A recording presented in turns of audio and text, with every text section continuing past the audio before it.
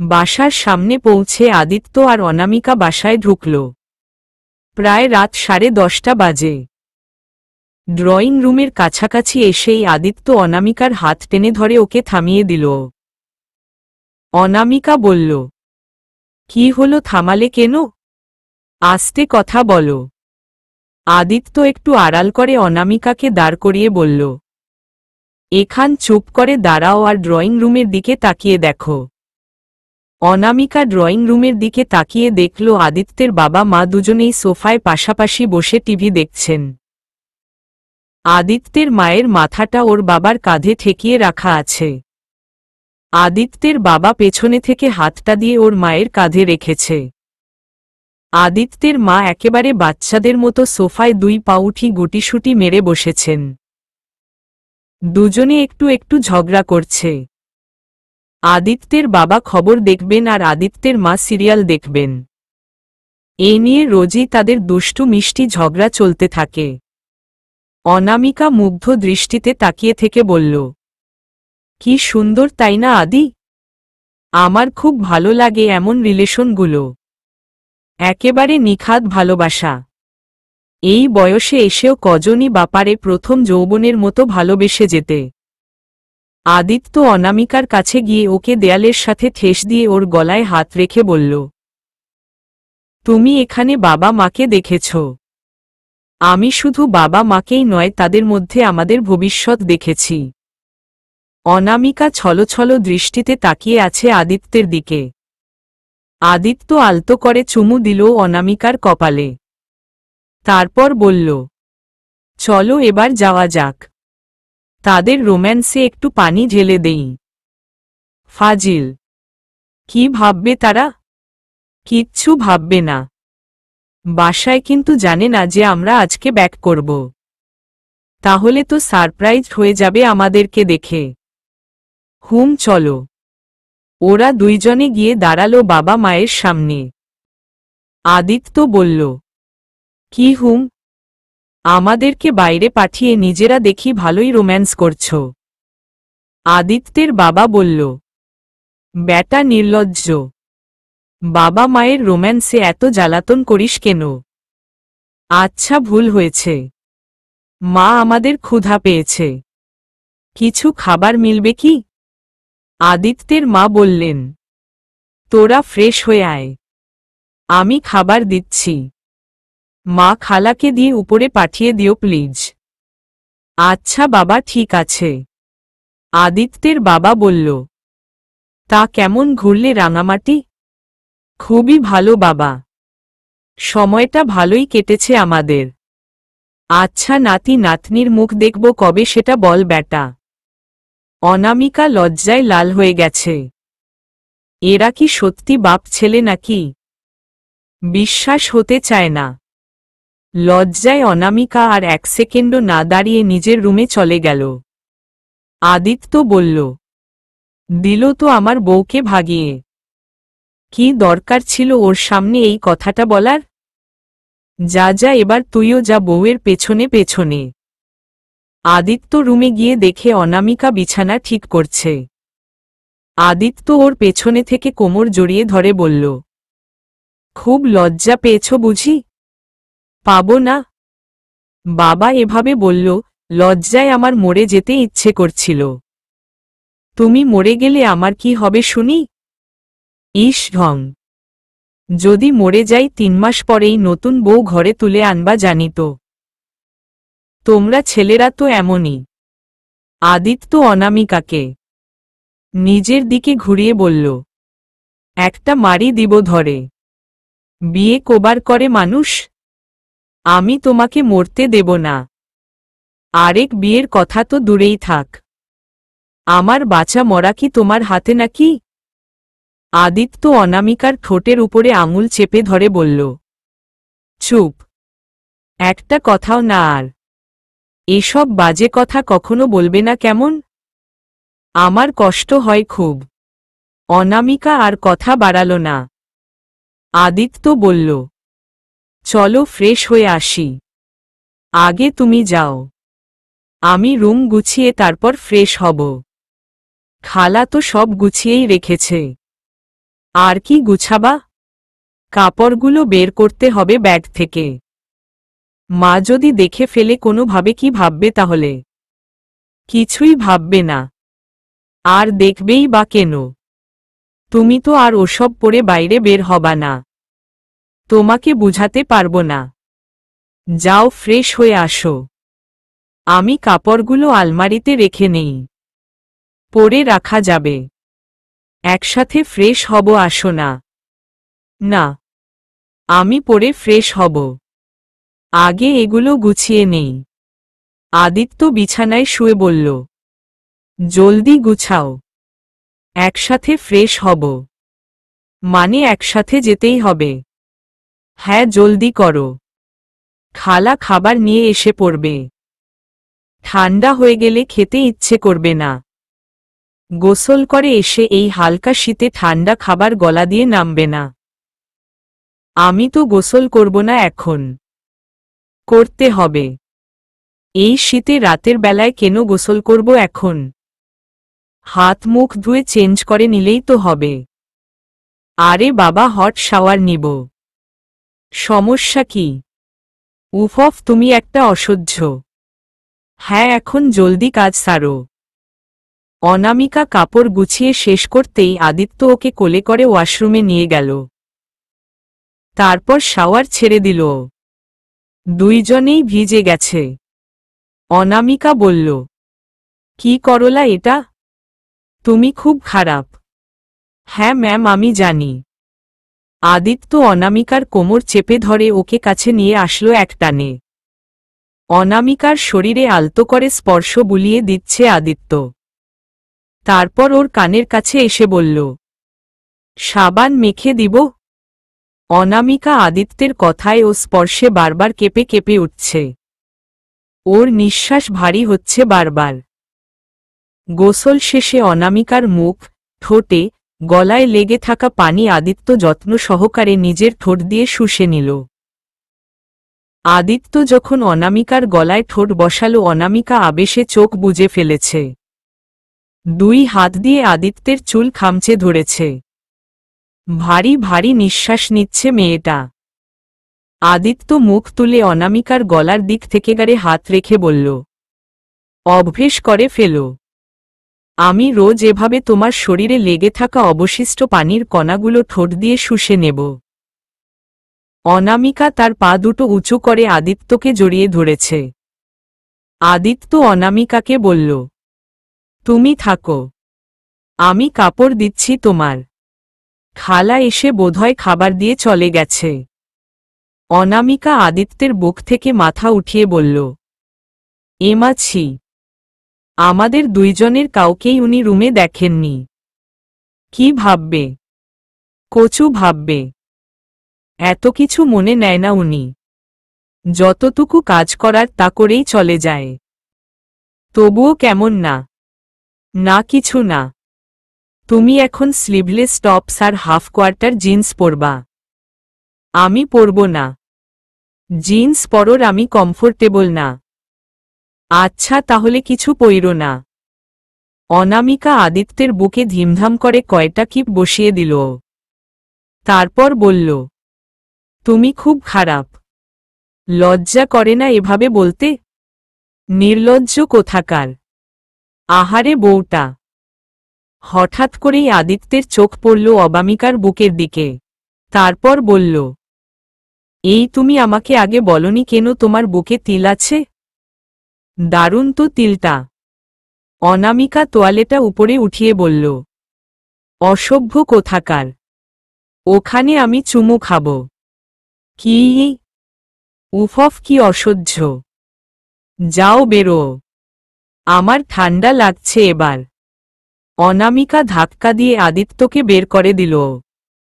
আদিত্য রুমে এসে অনামিকার কাপড় দিল ওকে। তারপর অনামিকা কাপড় পরে আসলো। অনামিকা স্লিভলেস একটা টপস আর একটা লং স্কার্ট পরেছে।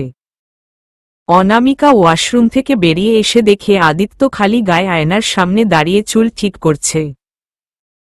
ওর ব্যায়ামপুষ্ট শরীরটা খুবই আকর্ষণীয় লাগছে। ইচ্ছে করছে অজস্র চুমুতে ভরিয়ে দিতে। আদিত্য ওভাবেই দাঁড়িয়ে থেকে বলল, কিছু করতে ইচ্ছে করে? অনামিকা লজ্জায় মুখ নামিয়ে ফেলল। অনামিকাকে স্পষ্ট দেখা যাচ্ছিল আয়নায়। আদিত্যের প্রতি ওর লোভাতুর দৃষ্টি আদিত্যের চোখ এড়াল না। আদিত্য আবার বলল, কিছু করতে ইচ্ছে করলে করতে পারো, আমার কোনো আপত্তি নেই। অনামিকা কিছু না বলে বিছানায় গিয়ে বসল। আদিত্য ওর পাশে এসে বসে বলল, খাবারটা ঠান্ডা হয়ে যাচ্ছে, আগে খেয়ে নেওয়া যাক, বাকি সব পরে। আদিত্য একটা প্লেটে খাবার বেড়ে নিল, তারপর একটু তরকারি নিয়ে নিল, এরপর গ্লাসে পানি নিয়ে অনামিকাকে খাওয়ালো। খাবার আগে এক গ্লাস পানি খেতে হয়, তাই সবসময় আগে এক গ্লাস পানি খাবা। আদিত্য অনামিকাকে গ্লাসের সবটা পানি না খাইয়ে শেষের একটু পানি রেখে দিল। তারপর তাতে আরও পানি ঢেলে গ্লাস ভর্তি করে নিজে তা ঢকঢক করে গিলে খেল। অনামিকা ওর দিকে চেয়ে রইল। আদিত্য ভাত মেখে অনামিকাকে খাইয়ে দিচ্ছে। অনামিকাও নিজের দিক থেকে ভাত মেখে আদিত্যকে খাইয়ে দিল। খাওয়া শেষে আদিত্য খেয়াল করল অনামিকার ঠোঁটে ঝোল লেগেছিল। মা হাঁসের মাংস রান্না করেছিল। আদিত্যের খুব প্রিয় ঝাল করে মাখো মাখো করে হাঁসের মাংস রান্না। যদিও বেশি ঝাল হয়নি, তবু অনামিকার ঠোঁট দুটো লাল হয়ে গেছে, তার উপরে ঠোঁটে ঝোল লেগে আছে।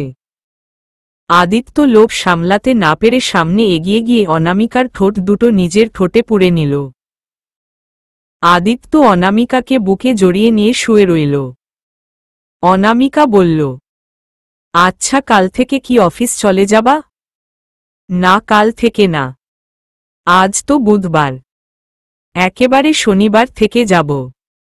কাল একটু তোমাদের বাসায় যাব, আমাদের বিয়ের সাথে অরুণিমার সংযোগটা জানতে হবে। আর কি? নিশাদের ব্যাপারটা দেখতে হবে। তুমি ছলে বলে একটু জেনে নিও অরুণিমা কাউকে ভালোবাসে কিনা বা ওর কোনো পছন্দ আছে কিনা। আর শুনো, বলো, আগামী শুক্রবার বাসায় একটা ছোট্ট প্রোগ্রামের অ্যারেঞ্জ করব। আমার ফ্রেন্ডস আসবে, তুমি তোমার ফ্রেন্ডসদের ইনভাইট করবা। আর অরুণিমাকেও বলে দিও ওর কোনো ফ্রেন্ডদের আসার জন্যে বলতে।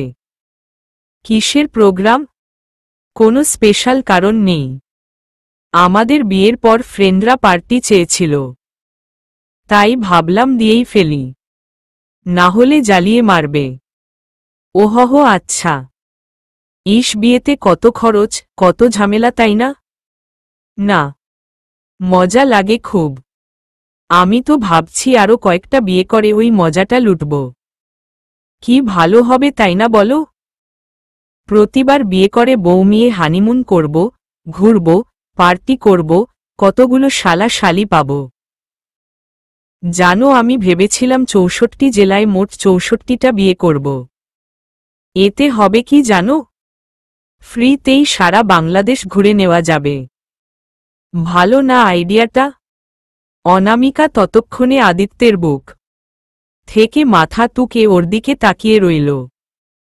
আদিত্য ওর দিল তাকাতেই খেয়াল করল ও অগ্নিদৃষ্টি নিয়ে তাকিয়ে আছে আদিত্যের দিকে। আদিত্য একটু ঘাবড়ে যাওয়ার বাহানা ধরে অনামিকাকে বুকে টেনে নিয়ে বলল, আরে নানা শোনাছি, তোমার মতো এমন কিউট গুলুমুলু একটা লালি বাচ্চা হাতি থাকতে আমার আর কাউকে লাগবে না। তোমাকে নিয়েই তো আমি সারা পৃথিবী ঘুরে বেড়াব। খুব শখ 64 বিয়ে করার, তাই না? একদম না, এটা তো একটা প্র্যাঙ্ক ছিল।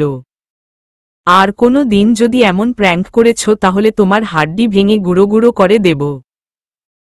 না না না, এই কানে ধরলাম, আর জীবনেও এমন প্র্যাঙ্ক করব না। দুষ্টুমিষ্টি ঝগড়া করতে করতে রাতের অর্ধেক এভাবেই কেটে গেল। সকালে উঠে অনামিকা আদিত্যের ঘুম ভাঙিয়ে দিল ওর ঠোঁটে চুমু দিয়ে। আদিত্য তড়িঘড়ি করে ঘুম থেকে উঠেই এক লাফে বসে গেল। তারপর বলল, এই আমি কি স্বপ্ন দেখছি? একটা চিমটি কাটো তো। ইস ঢং। কাটো না। অনামিকা একটা চিমটি কাটল আদিত্যের হাতে। আদিত্য বলল, এত জোরে দিয়ে বলেছি? উফ, চামড়াটা তুলে নিয়ে গেছে রাক্ষসী। কি আমি রাক্ষসী? নিজেই তো বলেছ চিমটি দিতে। যাক গে, বাদ দাও। তুমি চুমু দিয়েছ তাও বাসি মুখে, মানতে পারছি না চড়ুই পাখি। না, আমি দেইনি। পাশের বাড়ির ভাবি দিয়ে গেছে। হা হা হা, তুমি মজাও করো বটে। আমি সত্যি বিশ্বাস করতে পারছি না। রোজ বাসি মুখে চুমু দেব? কথাটা বলেই অনামিকা দুহাত দিয়ে নিজের মুখ ঢেকে ফেলল। আদিত্য সামনে এসে অনামিকাকে বুকে চেপে ধরল। অনামিকা তখনও মুখে হাত চেপে ধরে রেখেছিল। আদিত্য বলল, আসো, ফ্রেশ হয়ে নেই। ফ্রেশ হয়ে এসে আদিত্য বলল, তুমি তো এখন নাস্তা বানাতে চলে যাবা। আমি কি করব একা একা রুমে? তুমিও যাবা? আমিও যাব মানে? মানে আমি রান্নাঘরে কাজ করব আর তুমি আশেপাশে ঘুরঘুর করবা। কেমন? এ কেমন কথা রে বাবা? হ্যাঁ, আর এর ফাঁকে যদি সুযোগ পাও, মানে খালা আর মা কেউই যদি আশেপাশে না থাকে, তাহলে তুমি আমাকে পেছনে থেকে একটু জড়িয়ে ধরে দুষ্টুমি করবা, কেমন?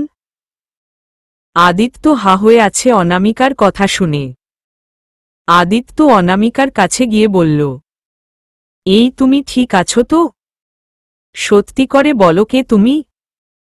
আমার অনামিকা কোথায়? অনামিকা আদিত্যের বুকে কিল দিয়ে বলল, খালি উল্টাপাল্টা কথা বলে। আমার সন্দেহ হচ্ছে তুমি অনামিকা। উফ আদি, আমি তো জানি আমি আনরোম্যান্টিক একটা বউ পেয়েছি। আদি, তা নয়তো কি? অনামিকা আদিত্যের কাছে এসে পায়ের গোড়ালি উঁচু করে আদিত্যের মুখোমুখি হয়ে বলল, আমি বলেছিলাম না আমি তোমায় বুঝাবো রোম্যান্স কাকে বলে? হ্যাঁ, বলেছিলে তো। আমার ঠোঁট কামড়ে রক্ত বের করে দিয়েছিলে। শুধু ঠোঁট? তোমাকে কামড়ে কামড়ে শেষ করে দেব। এবার সত্যি তোমায় নিয়ে ভালোবাসার সুখের সমুদ্রে ডুব দেব। গভীর অতলে ডুব দেব। অনামিকা আদিত্যকে ছেড়ে বেরিয়ে গেল। আদিত্য ভাবলেশহীনভাবে দাঁড়িয়ে আছে। কি হলো এখনো বুঝতে পারছে না ছেলেটা।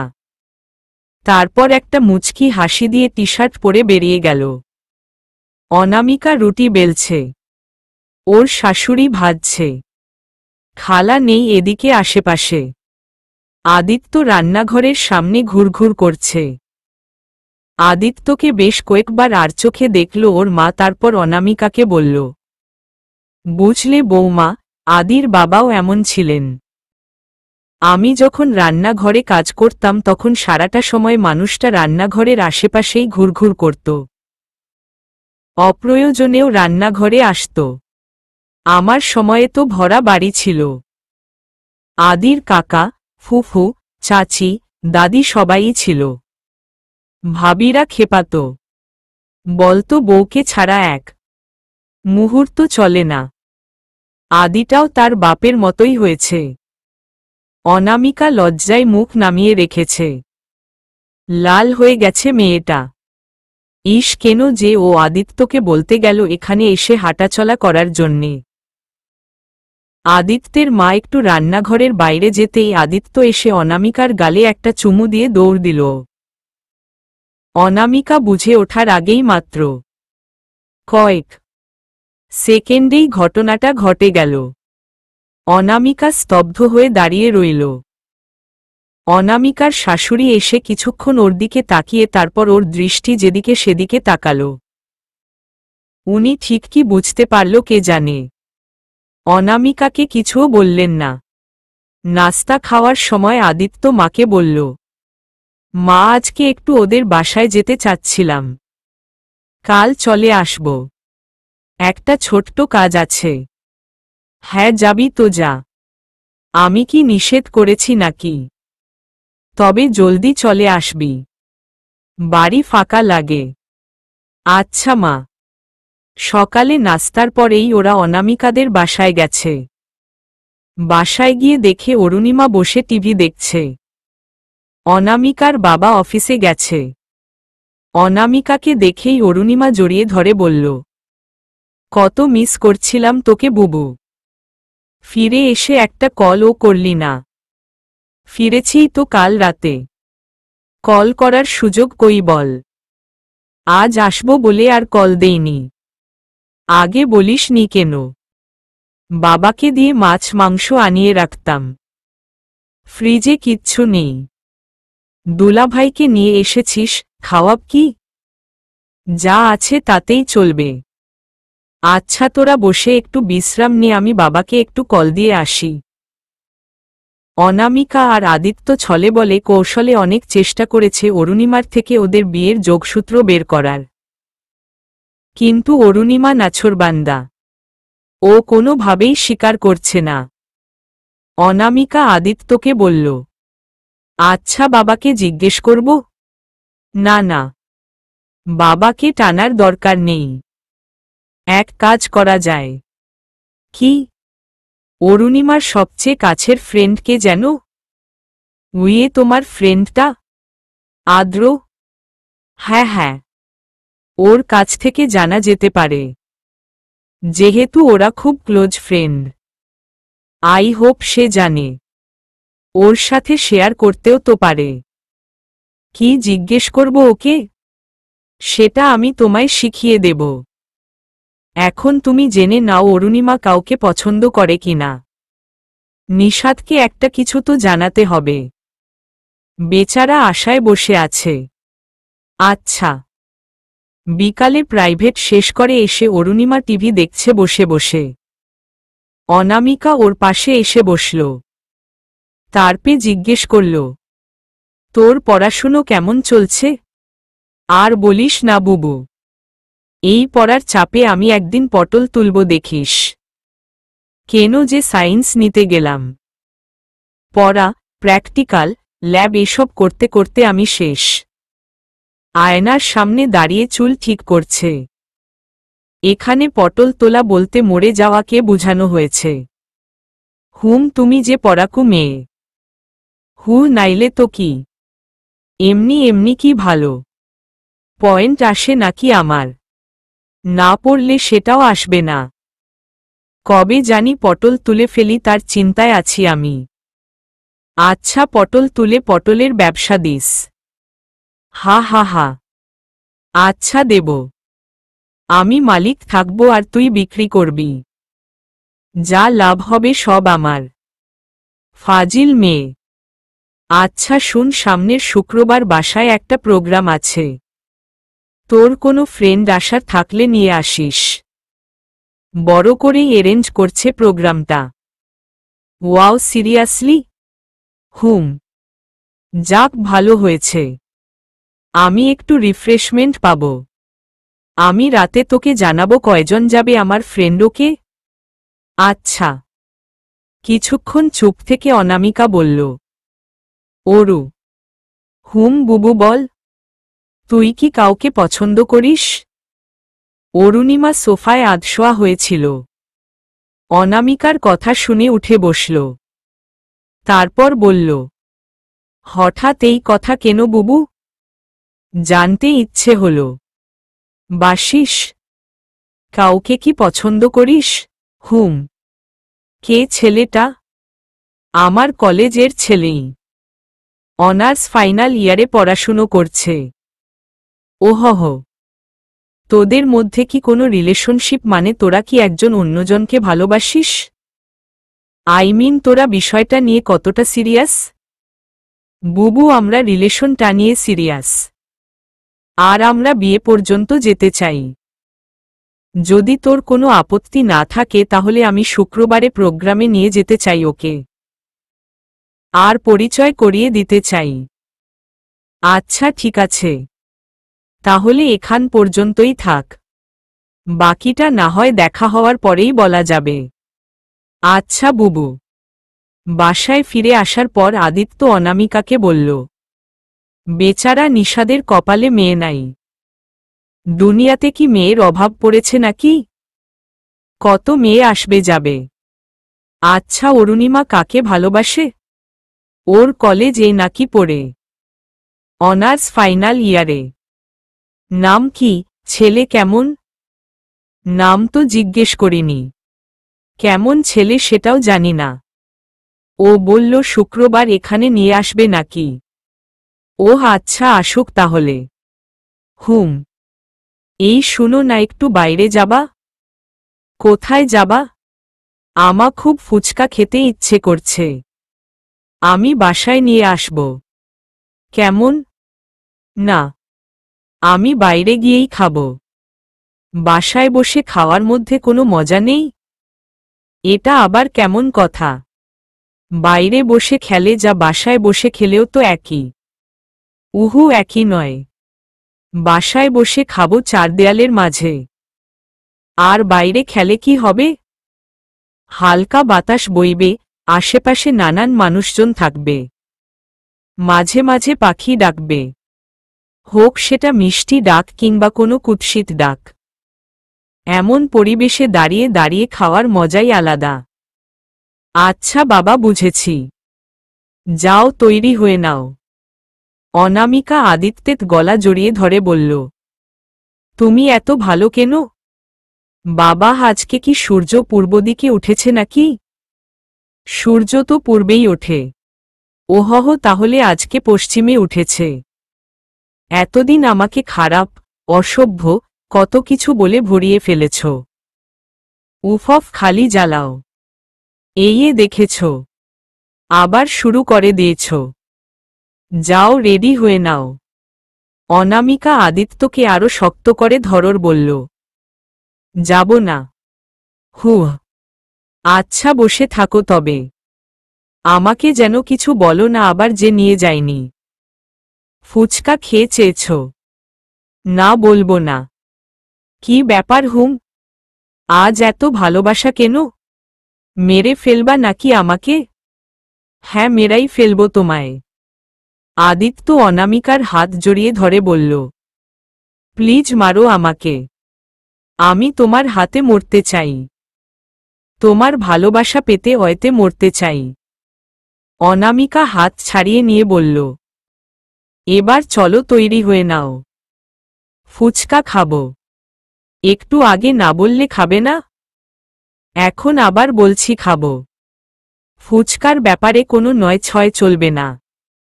চলো চলো। তৈরি হয়ে ওরা সন্ধ্যার পর বেরিয়ে গেল।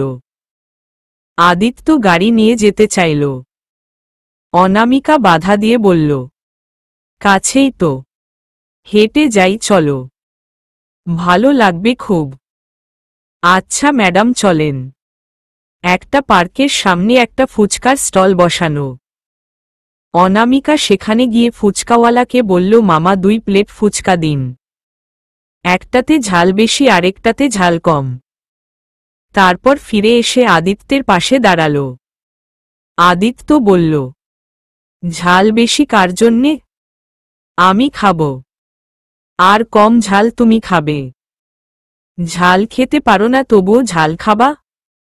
এখানে রাস্তাঘাটে লাল হয়ে গেলে তো আমার সমস্যা। তোমার কি সমস্যা? না মানে তুমি লাল হয়ে গেলে তো আমার কিছু কিছু হয়। অসভ্য কোথাকার। হুম, জানি আমি অসভ্য। আদিত্য আর অনামিকা দাঁড়িয়ে ফুচকা খাচ্ছে। অনামিকার কামড়ে মরিচ পড়ে মেয়েটা ঝালে লাল হয়ে গেছে। নাক আর থুতনিতে বিন্দু বিন্দু ঘাম জমে গেছে। আদিত্য পানি এনে দিল ওকে। পানি খাওয়ার পরেও অনামিকা ঝাল কমেনি। রাস্তার মৃদু আলোয় আদিত্য অনামিকার লাল মুখটা আবছা দেখতে পাচ্ছিল। আদিত্য একটা আইসক্রিম এনে অনামিকার সামনে এনে ধরল।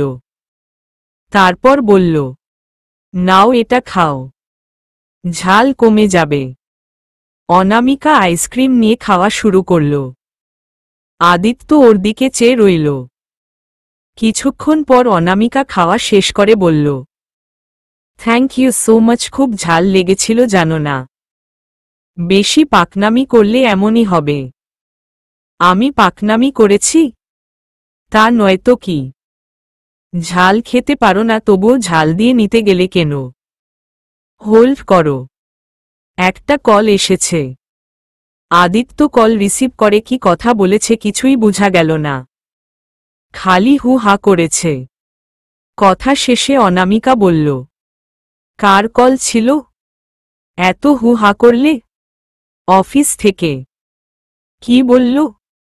ব্যবসায়ের কাজে আগামী 5 দিনের জন্য বাইরে যেতে হবে।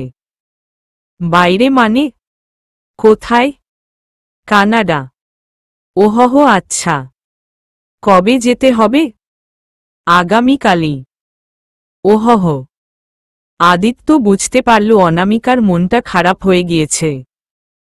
আদিত্য ওর হাত থেকে ফুচকার প্লেটটা নিয়ে ফুচকাওয়ালাকে দিয়ে বিল মিটিয়ে আসল। তারপর অনামিকার হাত ধরে হাঁটা শুরু করল। বেশ খানিকটা পথ হাঁটার পর আদিত্য বলল, মন খারাপ? না। বুঝেছি। কি বুঝেছ? বাসা ফেলে এসেছি তবুও তোমার মধ্যে তার কোনো ভাবান্তর নেই। বুঝতেই পারছি মন কতটা ভালো। অনামিকা মাথা নিচের দিকে দিয়ে হাঁটছিল। আদিত্যের কথাটা শুনেই মাথা উঠিয়ে এদিক সেদিকে তাকাল। এরপর আবার মাথা নামিয়ে ফেলল। আদিত্য বলল, মন খারাপ করে না। 5টা দিনই তো। এসে পড়ব কাজ সেরেই। একটা নতুন ফরেইন প্রজেক্টে নিয়ে কাজ করছি। সেটার জন্যেই যেতে হবে। এর মধ্যে ব্যবসায়ের কি অবস্থা হচ্ছে কে জানে। অনেক দিন তো যাই না। অনামিকা কোনো কথা বলছে না। আদিত্য আর কিছু বলল না। বাসায় আসার পর থেকেই অনামিকা চুপচাপ হয়ে আছে। রাতে খাওয়া দাওয়ার সময় সবার সাথে হাসি খুশিই ছিল। বাইরে যাওয়ার ব্যাপারটা আদিত্য বাবা মাকে বলেছে। খাওয়া দাওয়ার পর রুমে এসে অনামিকা আদিত্যকে জিজ্ঞেস করল, তোমার কি কি গুছাতে হবে? ওটা গুছানো যাবে। বেশি সময় লাগবে না। তুমি আমার কাছে এসে বসো। অনামিকা চুপ করে দাঁড়িয়ে আছি আলমারির সামনে। আদিত্য আবার বলল, আসতে বলেছি না? আসো এখানে। অনামিকা আদিত্যের পাশে এসে দাঁড়াল। আদিত্য বিছানায় শোয়া ছিল। অনামিকা ওর পাশে এসে দাঁড়াতেই ও অনামিকার হাতটা টান দিয়ে নিজের বুকে শোয়াল। তারপর ওর চুলে বিলি কেটে দিতে দিতে বলল, কি হয়েছে হুম? কিছু না। আমার চড়ুই পাখিটা রে। তুমি এভাবে মন খারাপ করে থাকলে আমি কাজে মন দিতে পারবো না রে। প্লিজ এভাবে মন খারাপ করে থেকো না। হুম। প্লিজ অনু পাখি। মন খারাপ করব না তো আর। তাহলে আদর করো। আদিত্য কথাটা বলামাত্রই অনামিকা ওর ঠোঁট চেপে ধরল আদিত্যের ঠোঁটে। গভীরভাবে চুমু খেল আদিত্যকে। আদিত্যের পুরো শরীর ওর কাঁপন ধরে গেছে। অনামিকা সরে যেতেই আদিত্য ওকে থামিয়ে চেপে ধরল। তারপর বলল, 5টা দিনের জন্যে তো দূরে যাব। বুকে নিয়ে ঘুমাতে পারবো না। একটু দুষ্টুমি করতে পারবো না। আজকের রাতটা আমাকে দাও প্লিজ। কি বলবো তোমায়, ব্যবসায় তো এমনই। হুটহাট সব কিছু হয়ে যায়। আমাকে মন খারাপ না করতে বলে তুমিই আমার মন খারাপ করে দিচ্ছ এসব বলে। সরি চড়ুই পাখি। একটু আদর করে দাও না। আচ্ছা দেব। আগে তোমার প্যাকিং করে নাও। তারপর বাকি সব। কেমন? আচ্ছা। প্যাকিং শেষ করে আদিত্য অনামিকাকে বুকে নিয়ে শুয়ে পড়ল। অনামিকা বলল, তুমি ঠিকমতো না ঘুমালে জার্নি করতে পারবা না। সমস্যা নাই। আমি পারব। সারাটা রাত ওদের গল্প করতে করতেই কেটে গেল। সাথে আছে কিছু দুষ্টুমিষ্টি রোম্যান্স, ঝগড়া, দুষ্টুমি। আদিত্যের চলে যাওয়ার পর অনামিকা একেবারেই একা হয়ে পড়েছে। সারাদিন একা কাটে বাসায়। শাশুড়ি মায়ের সাথে নানান গল্পের ঝুলি নিয়ে বসে মাঝে মাঝে। শ্বশুর বাসায় আসলে আর তেমন গল্প করা হয় না। ওর নিজের কাছেই লজ্জা লাগে তখন। বসে বসে মুভি দেখে কম্পিউটারে। আদিত্য যাওয়ার 2টা দিন ভালোভাবেই কেটেছে অনামিকার। আদিত্য কাজের ফাঁকে ওর সাথে কথা বলত, কখনো ভিডিও কল, কখনো ভয়েস কল, কখনো বা মেসেজিংয়ে। হঠাৎ করেই অনামিকার প্রচণ্ড জ্বর হয়েছে। জ্বর হওয়ার পরেই অনামিকা ওর শাশুড়িকে বলেছে আদিত্যকে যেন এই ব্যাপারে না জানায় কিছু, কারণ ও খুব ভালো করেই জানে আদিত্যের মন বসবে না কাজ যদি শুনে অনামিকা অসুস্থ। ছেলেটা পাগল পাগল করতে থাকবে। অনামিকার শাশুড়ি বলল, বৌমা তোর শরীরটা বেশি খারাপ হচ্ছে, বলছিলাম যে আদিকে জানালে ভালো হতো না? না মা, ও খুব টেনশন করবে, কাজে মন বসাবে না ঠিকমতো। আমি সুস্থ হয়ে যাব। ও তোর সাথে কথা বলতে চাইলে কি বলবো? আমি কথা বলে নেব মা। তোর গলা শুনেই ও বুঝে যাবে তুই অসুস্থ। আর যদি ভিডিও কলে কথা বলতে চায় তখন কি করবি? অনামিকা আর কিছু বলল না। জ্বরে অনামিকার শরীর কাঁপছে। ওর শরীরের কয়েকটা জায়গায় গুটি বসন্তের মতো উঠেছে। অনামিকার শাশুড়ি বলল, মনে হচ্ছে পক্স উঠবে।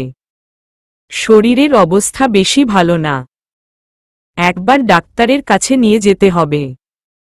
মা আমি ডাক্তারের কাছে যাব না, বেশি কথা বললে আমি আদিকে কল দিয়ে বলে দেব।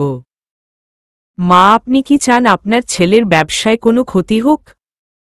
এটা শুনলেই ও আমার চিন্তা করতে থাকবে, কাজে মনোযোগ দিতে পারবে না, এতে তো ওর ব্যবসায় ক্ষতি হবে।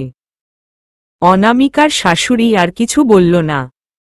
বিকালে ডাক্তারের কাছ থেকে এসেছে অনামিকা। তারপর ওর শাশুড়ি ওকে ধরে বিছানায় এনে শোয়াল।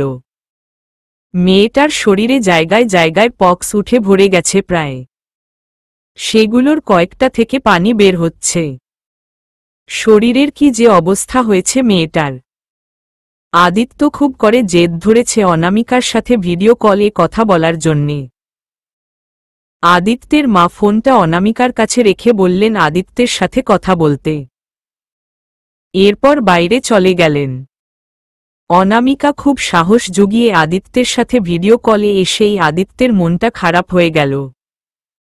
ও বলল, আমি জানতাম তুমি অসুস্থ, তোমার কণ্ঠ শুনেই আমি বুঝি চড়ুই পাখি। কি অবস্থা হয়েছে তোমার?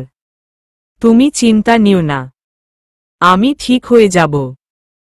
অনামিকা খালি গায়ে শুয়েছিল, একটা পাতলা চাদর গায়ে দেওয়া ছিল। ওর বুকের উপর থেকে চাদরটা সরে গিয়েছিল। সেদিকে তাকিয়ে আদিত্য বলল, চাদরটা ঠিক করে নাও পাগলি। দূরে বসে এমন কিছু দেখলে মাথা ঠিক থাকে না।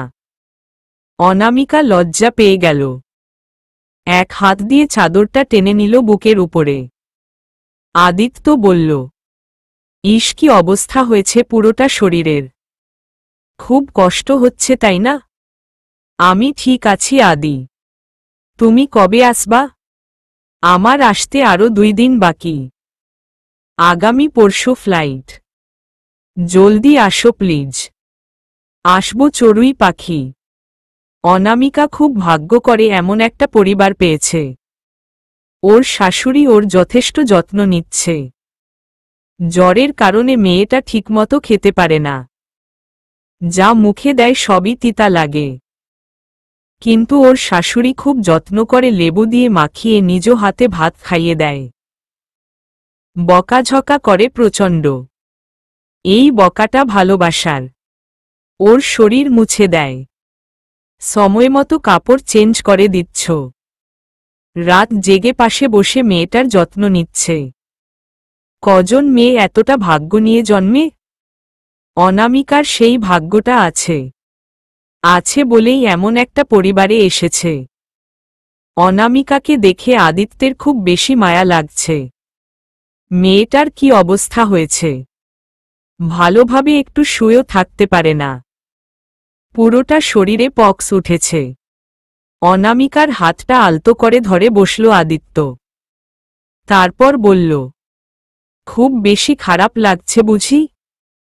না, ঠিক হয়ে যাবে। আমি বুঝতে পারছি।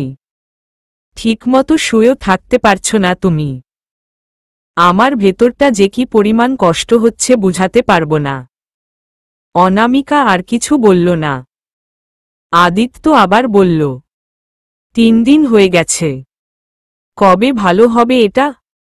আর কয়টা দিন পরেই ঘা শুকিয়ে যাবে। তারপর ঠিক হয়ে যাবে। তাড়াতাড়ি সুস্থ হয়ে যাও প্লিজ। তোমাকে এভাবে কষ্টে দেখতে ভালো লাগে না আমার। তোমার বিজনেস ট্রিপ কেমন ছিল? এই তো ভালোই ছিল। আচ্ছা শুনো, আমাদের শুক্রবারের প্রোগ্রামটা ক্যান্সেল হবে। আগে তোমার সুস্থতা, তারপর বাকি সব। কত এক্সাইটেড ছিলাম জানি। পরে আরও এক্সাইটমেন্ট করে তুলব। চিন্তা নিও না। কেমন? ঠিক আছে। অনামিকা এখন কিছুটা সুস্থ। শরীরের পক্সগুলো আস্তে আস্তে শুকিয়ে যাচ্ছে। এখন নিজের কাজ নিজেই করতে পারে। এতদিন আদিত্য ওর যথেষ্ট যত্ন নিয়েছে।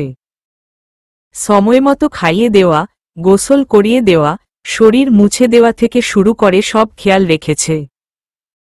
অফিসে থাকলে বারবার ফোন দিয়ে খোঁজ নিয়েছে। অফিসের কাজ তাড়াতাড়ি শেষ করে বাসায় ফিরেছে। মাকে আর যত্ন নেওয়ার সুযোগ দেয়নি। সব নিজেই করেছে আদিত্য। এখন অনামিকা অনেকটাই সুস্থ। আদিত্য অনামিকার পাশে বসে আছে, ওর হাতটা ধরে। অনামিকা বলল, জানো আমি খুবই ভাগ্যবতী। কেন? তোমাকে পেয়ে। তুমি আমার কতটা যত্ন নিয়েছ গত কয়টা দিনে। আমাকে এক মুহূর্তের জন্যেও খারাপ লাগতে দাওনি। আমাকে বুঝতেই দাওনি আমি কতটা অসুস্থ। সব মেয়ের ভাগ্যে এমন একটা মানুষ জোটে না। কারণ সব মেয়ে আর অনামিকা হয় না। তাই অনামিকা আর কিছু বলতে পারল না। আদিত্যের এমন কথার উত্তরে ও কি বলবে জানে না। মনে মনে সৃষ্টিকর্তার কাছে শুকরিয়া আদায় করছে এমন একটা মানুষ জীবনে এনে দেওয়ার জন্য। হাদিস শরীফে আছে, স্ত্রীর অসুস্থতার সময় যে স্বামী তার সেবা করে সে নাকি আদর্শ স্বামী। আদিত্য একজন আদর্শ স্বামী। যেমন ভালোবাসে, তেমন যত্ন করে, তেমন করে আবার সম্মানটাও করে। খুব ভাগ্য করেই অনামিকা আদিত্যকে পেয়েছে। অনামিকার চোখের কোণে পানি জমে গেছে। আদিত্য ওর চোখ মুছে দিয়ে বলে, কি হয়েছে টুনটুনি? আমি এতটা ভাগ্যবতী কেন বলতে পারো? তোমার মতো লক্ষ্মী মেয়েরা ভাগ্যবতীই হয়। কথাটা বলেও আদিত্য অনামিকার কপালে একটা চুমু দিল। তারপর বলল, শোনো, শুক্রবার আসতে আর 3 দিন বাকি। ভাবছিলাম প্রোগ্রামটা আপাতত ক্যান্সেল করে দিব। তোমার শরীরের কন্ডিশন বেশি ভালো না। আর কত ভালো লাগবে। আমি অনেকটাই সুস্থ আল্লাহর রহমতে। তোমার এত সেবা না পেলে মনে হয় আরও অনেক দিন অসুস্থতায় ভুগতে হতো আমাকে। প্রোগ্রাম ক্যান্সেল করবে না। আমি তো সুস্থ হয়েই গেছি। বারবার পিছিয়ে নিলে সবাই বিরক্ত হয়ে যাবে। আচ্ছা ঠিক আছে। অনামিকা এখন পুরোপুরি সুস্থ। শরীরের কিছু জায়গায় শুধু একটু দাগ আছে। আগামীকাল বাড়িতে প্রোগ্রাম সন্ধ্যার পর। তার টুকটাক আয়োজন করছে অনামিকা। সাথে আদিত্য সহযোগিতা করছে। ইদানিং আদিত্যের অফিসে কাজের চাপ কম। তাই অনামিকাকে সময় দিতে পারছে। রুমে এসে আদিত্যের অফিসের ফাইলগুলো গুছানোর সময় আদিত্যের অফিস ব্যাগে অনামিকা একটা ছোট্ট কাপড়ের ব্যাগ পেল। ব্যাগটা হাতে নিয়ে খুলতে গেলে আদিত্য এসে টান দিয়ে নিয়ে নিল। তারপর বলল, আরে এসব ঘাটাঘাটি করছো কেন তুমি? আমার এগুলো আমি নিজেই গুছাতে পারব। যাও তুমি অন্যদিকের কাজ করে নাও। নিমিষেই অনামিকার মনটা খারাপ হয়ে গেল। আদিত্য এমন করল কেন? মনে হয় যেন অনামিকা খুব বড় কোনো অন্যায় করে ফেলেছে ওর ব্যাগে হাত দিয়ে। অনামিকা কথা না বাড়িয়ে সেখান থেকে চলে গেল। কিন্তু ভেতরে খচখচানিটা রয়েই গেল। আদিত্যের এমন আচরণ অনামিকা মেনে নিতে পারছে না। সারাদিন বাকি সব কাজ খুব স্বাভাবিকভাবেই শেষ করে নিল অনামিকা। রাতে অনামিকা বিছানার একপাশে বসে আছে। আদিত্য ড্রেসিং টেবিলের সামনে দাঁড়িয়ে চুল আঁচড়াচ্ছে। বেশ কিছুক্ষণ অনামিকা আদিত্যের দিকে নিষ্পলক চোখে তাকিয়ে থেকে বলল, ওই ব্যাগটা কিসের ছিল আদি? আদিত্য চুল আঁচড়ানো বন্ধ করে অনামিকার দিকে তাকাল। কিছুক্ষণ তাকিয়ে থেকে আবার চুল আঁচড়ানোতে মনোযোগ দিল। তারপর অনামিকার পাশে এসে ওর কাঁধে হাত দিয়ে নিজের বুকে জড়িয়ে নিয়ে বলল, ওটা তোমার এখন না জানলেও চলবে চড়ুই পাখি। সময় হলেই জানতে পারবে। আমাকে বিশ্বাস করো না? হুম করি। তাহলে এত টেনশন করছো কেন হুম? পাগলি। অনামিকা আর কিছু বলল না। আদিত্যের উপর ওর সম্পূর্ণ বিশ্বাস থাকলেও ভেতরের খচখচানিটা রয়েই গেল। আদিত্য বলল, আচ্ছা শুনো, আগামীকাল আমাদের প্রোগ্রামটা সন্ধ্যার পরে হলেও সবাই কিন্তু বিকালেই এসে পড়বে। তুমি অরুণিমাকে বলে দিও যেন সময়মতো এসে পড়ে। আর ওর সাথে যারা যারা আসবে তাদেরকেও যেন নিয়ে আসে। আচ্ছা বলবো। এবার ঘুমাও। অনামিকা আদিত্যের বুক থেকে মাথা উঠি বলল, ঘুমাবো মানে? তাহলে কি করবে? অনামিকা মুখটা ছোট্ট করে অভিমানী সুরে বলল, তুমি আমাকে আগের মতো আদরই করো না। একটুও আদর করো না আগের মতো। ভালোই বাসো না তুমি আমাকে। আদিত্য মাথায় হাত দিয়ে বলল, ওমা আমি নাকি আদর করি না? আমি আদর না করলে কে আদর করে শুনি? আগের মতো করো না। কম ভালোবাসো এখন। আচ্ছা এই কথা তাহলে? দাঁড়াও দেখাচ্ছি মজা। কথাটা বলেই আদিত্য উঠে অনামিকার মুখোমুখি হয়ে ওর দিকে এগিয়ে যাচ্ছিল। অনামিকাও একটু একটু করে পিছনের দিকে যাচ্ছিল। আদিত্য থামছেই না, এগিয়েই যাচ্ছে। অনামিকা বসা ছিল। ও টাল সামলাতে না পেরে বিছানায় শুয়ে পড়ল। আদিত্য ওর উপরে দুই পাশে পা দিয়ে উঠে বসল। তারপর আস্তে আস্তে ওর মুখের কাছে গেল। অনামিকা বলল, সরো প্লিজ। না সরব না। আমি নাকি আদর করি না কয়দিন ধরে। আমারও মনে হচ্ছে আমি আদর করি না। এখন একটু আদর করি আমার বউটাকে মন ভরে। কোনো বাধা তো আমি মানবই না। অনামিকাকে কিছু বলার সুযোগ দিল না আর আদিত্য। ওর ঠোঁটে নিজের ঠোঁট চেপে ধরে গভীর চুমু খেল। ওর এইটুকুতেই অনামিকা খুন। আদিত্যের শরীরের সম্পূর্ণ ভারটা অনামিকার উপরে পড়ছে। নিঃশ্বাস নিতে একটু কষ্ট হচ্ছিল। তবুও মনে হচ্ছিল এই কষ্টে সুখ আছে। আবেশে মেয়েটা আদিত্যকে খামচে ধরেছে। অনামিকার গায়ে সালোয়ার কামিজ পরা ছিল। আদিত্য ওর ঠোঁট থেকে ঠোঁট উঠিয়ে ওর বুকের ওড়নাটা এক টান দিয়ে ফেলে দিল। তারপর ওকে কোলে করে নিয়ে ঠিক করে শোয়াল। ওর কামিজটা উঠিয়ে ওর পেটে চুমু খেল। একটা, দুইটা, অজস্র চুমুতে ভরিয়ে দিল। কামিজটা উঠাতে উঠাতে যখন বুকের কাছাকাছি চলে এসেছে তখন অনামিকা আদিত্যকে বাধা দিল।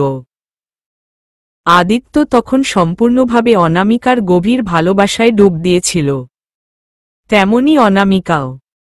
ঘোর লাগানো কণ্ঠে আদিত্য বলল, কি হয়েছে? আর না প্লিজ। আমি মরে যাব। এভাবে বাধা দিও না প্লিজ। না হলে আমি মরে যাব। প্লিজ আদি। আমাকে এভাবে মেরো না। আমি তোমাকে ভালোবাসার মধু দিয়ে মারতে চাই চড়ুই পাখি। বাধা দিও না প্লিজ। লাইটটা অফ করে দাও তাহলে। প্লিজ। না। কেন? লাইট অফ করলে আমি কিছুই দেখতে পারবো না। প্লিজ আদি। আমার লজ্জা লাগছে। আমি যখন গোসল করিয়ে দিতাম তখন লাগতো না? তখনের হিসেব আলাদা আদি। আমার ভেতরটা কেমন যেন লাগছে। দোহাই লাগে আদি, লাইটটা অফ করো। আদিত্য লাইটটা অফ করে আসলো। তারপর অনামিকার কামিজটা খুলে ফেলল। অনামিকাকে বুকে নিয়ে কত শত আদর যে করল তার কোনো হিসেব নেই। ওর গলায়, বুকে, পেটে, চোখে, ঠোঁটে অজস্র চুমুতে ভরিয়ে দিল। অনামিকাও আদিত্যকে আদরে আদরে ভরিয়ে দিল। এর মধ্যে ও আদিত্যের বুকে কত জায়গায় যে কামড়ে দাগ করে ফেলেছে তার কোনো হিসেব নেই। অনামিকা বোকার মতোই জিজ্ঞেস করে ফেলল, ব্যথা পেয়েছ? উহু। সুখের সমুদ্রে ভাসছি এখন। আমাকে যদি তুমি এখন তোমার মুখ দিয়ে টুকরো টুকরো করে ফেলো আমি ব্যথা পাব না। অনামিকা যেন চাঁদ পেয়েছে কথাটা শুনে। আদিত্যকে চেপে ধরে ওর ঠোঁটে চুমু দিল। এত গভীরভাবে চুমু খেল যে আদিত্য অনামিকার শরীরে শক্ত করে চেপে ধরেছে।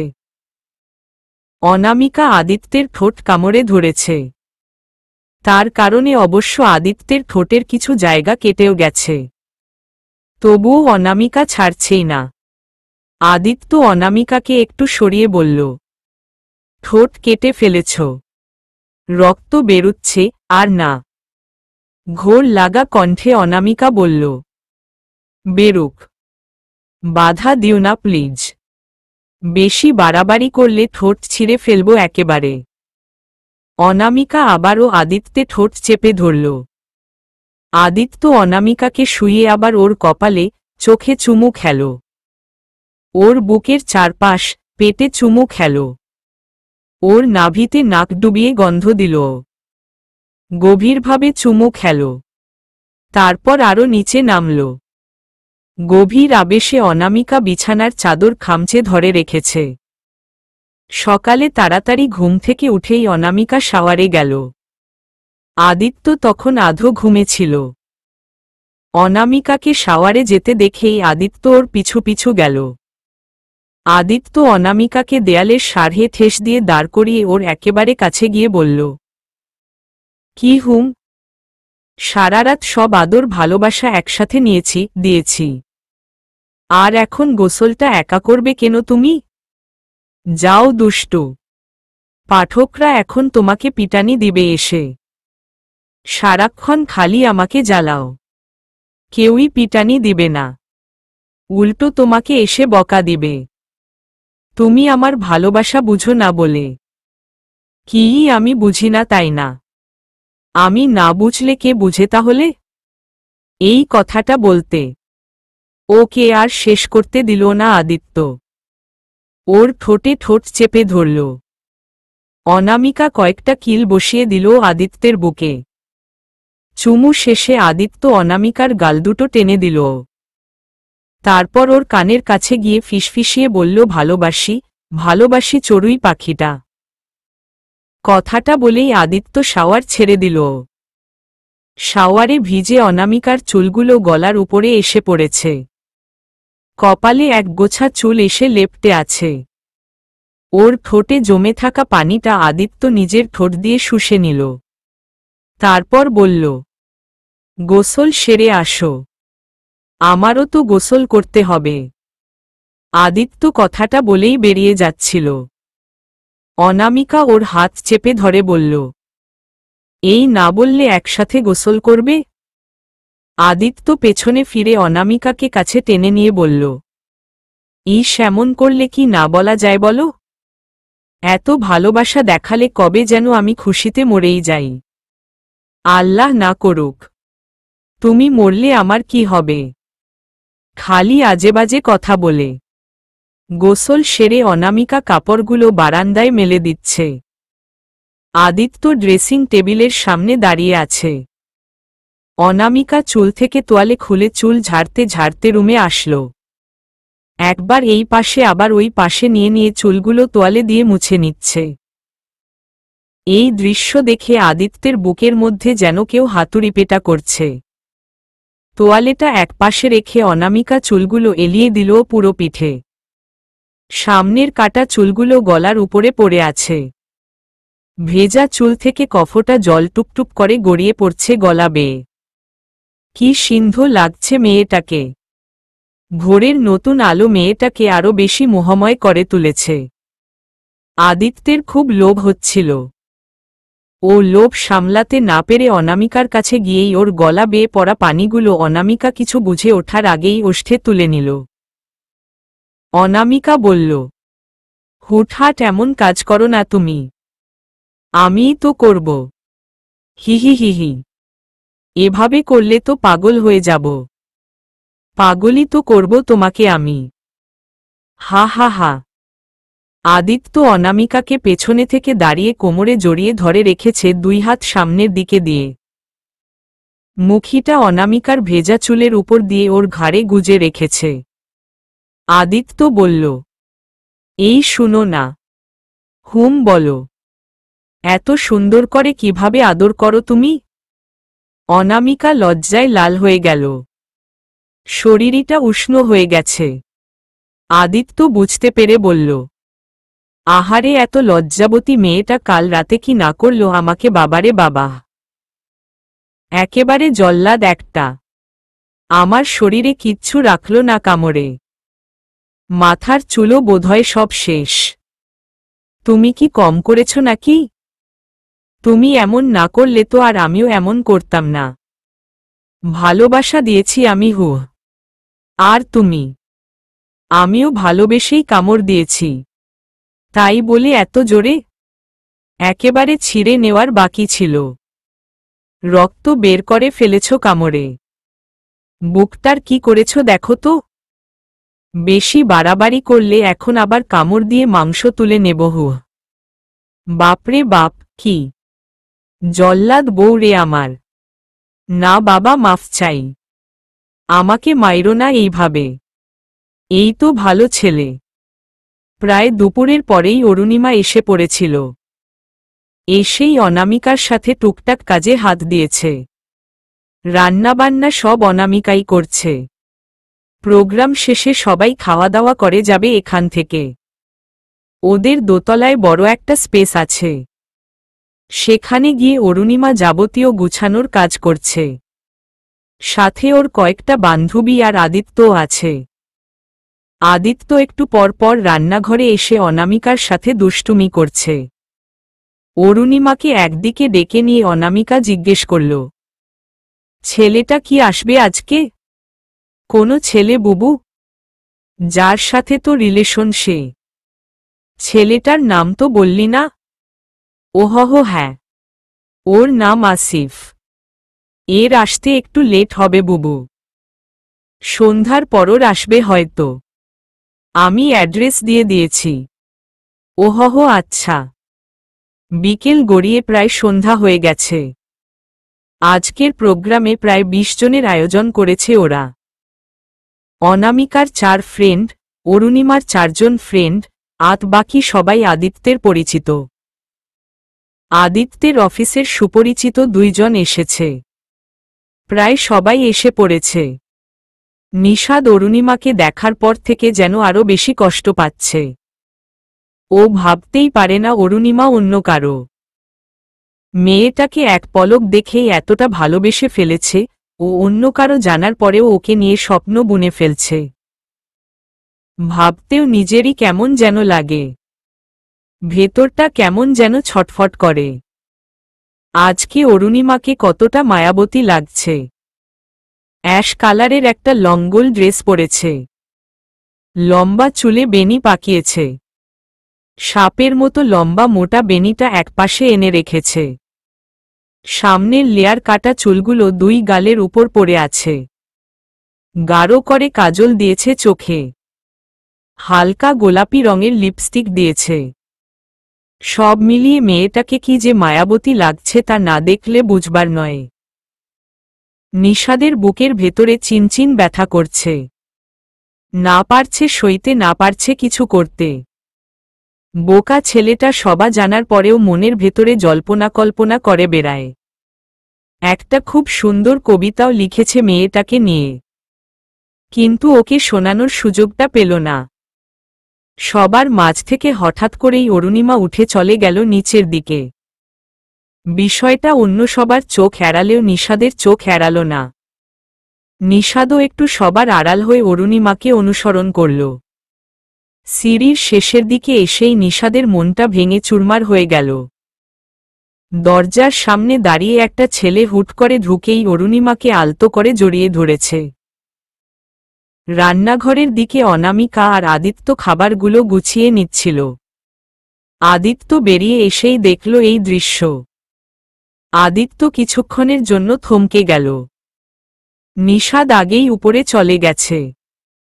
আদিত্য রান্নাঘরে ফিরে গিয়ে অনামিকাকে বলল, অরুণিমার সাথে ছেলেটার কতদিনের সম্পর্ক জানো? কলেজ থেকেই নাকি পরিচিত? ছেলেটা কে জানো? কে? রাঙামাটি ভ্রমণে বিটিজির গাইড ছিল ছেলেটা। মনে আছে আসিফের কথা? সেই আসিফ। মানে? কি বলছো? সেদিনের একটা কথা অনামিকার মনে পড়ে গেল। যেদিন সকালবেলা আদিত্য সাজির কাছে গিয়েছিল, সেদিন যখন অনামিকা আদিত্যকে খুঁজতে বেরিয়েছিল তখন আসিফ কোনো রকটা মেয়ের সাথে ব্যস্ত ছিল। পূর্ব বলেছিল সারাদিন খালি মেয়েদের পেছনে পড়ে থাকিস। ভালো হয়ে যা, ভালো হয়ে যা। ভালো হতে পয়সা লাগে না। উত্তরে আসিফ বলেছিল, তুই আমাকে শান্তিমতো প্রেমও করতে দিবি না? পূর্ব আবার বলেছিল, প্রেম কয়টার সাথে করিস ব্যাটা? তোর চরিত্র দোষ আছে ব্যাটা, বদ একটা। অনামিকার বুকে একটা মোচড় দিয়ে উঠল। অরুণিমা কি তাহলে একটা খারাপ ছেলের সাথে সম্পর্কে জড়িয়ে আছে? আদিত্যকে বলল, ছেলেটা ভালো না তুমি জানো? হুম জানি, কিন্তু এখন এসব বিষয়ে কিছু বলা যাবে না। সবাই যাক, তারপর ওদেরকে আলাদাভাবে কিছু বলা যাবে কেমন? চিন্তা নিও না, আমি সব ঠিক করে দিব। হুম। প্রোগ্রাম শেষে সবাই চলে গেলেও শুধু অরুণিমা আর আসিফ রয়ে গেল। পুরো প্রোগ্রাম জুড়ে আসিফ অনামিকা আর আদিত্যকে বারবার ফলো করছিল। ওরা সবাই বসে কথা বলছে, সাথে নিষাদও আছে। আদিত্য অনামিকাকে আগেই বলেছে আজকে একটা ফয়সালা হয়েই যাক না হয়। বেচারা নিষাদও কত কষ্ট পাচ্ছে, আর অরুণিমাও এমন একটা সমস্যায় ভুগছে। সমাধানটা ভালো করে দিয়ে দিলই ভালো, পরে ওদেরটা ওরা বুঝবে। আদিত্য বলল, তো আসিফ, আমাকে চিনতে পেরেছ? জি ভাইয়া, চিনব না কেন? অবশ্যই চিনেছি। অরুণিমা বলল, তুমি আগে থেকেই চিনো ওনাকে? হুম, আমাদের রাঙামাটি ট্রিপে ওনারা ছিল আমাদের সাথেই। ওহহ, আচ্ছা, ভালোই তো হলো তাহলে। নতুন করে আর কি পরিচিত হবে? আদিত্য বলল, হুম, ঠিকই বলেছ শালি। আমরা নতুন করে আর কি পরিচিত হব? নতুন করে তোমার সাথে পরিচয় করাবো আসিফ ভাইয়ের। মানে?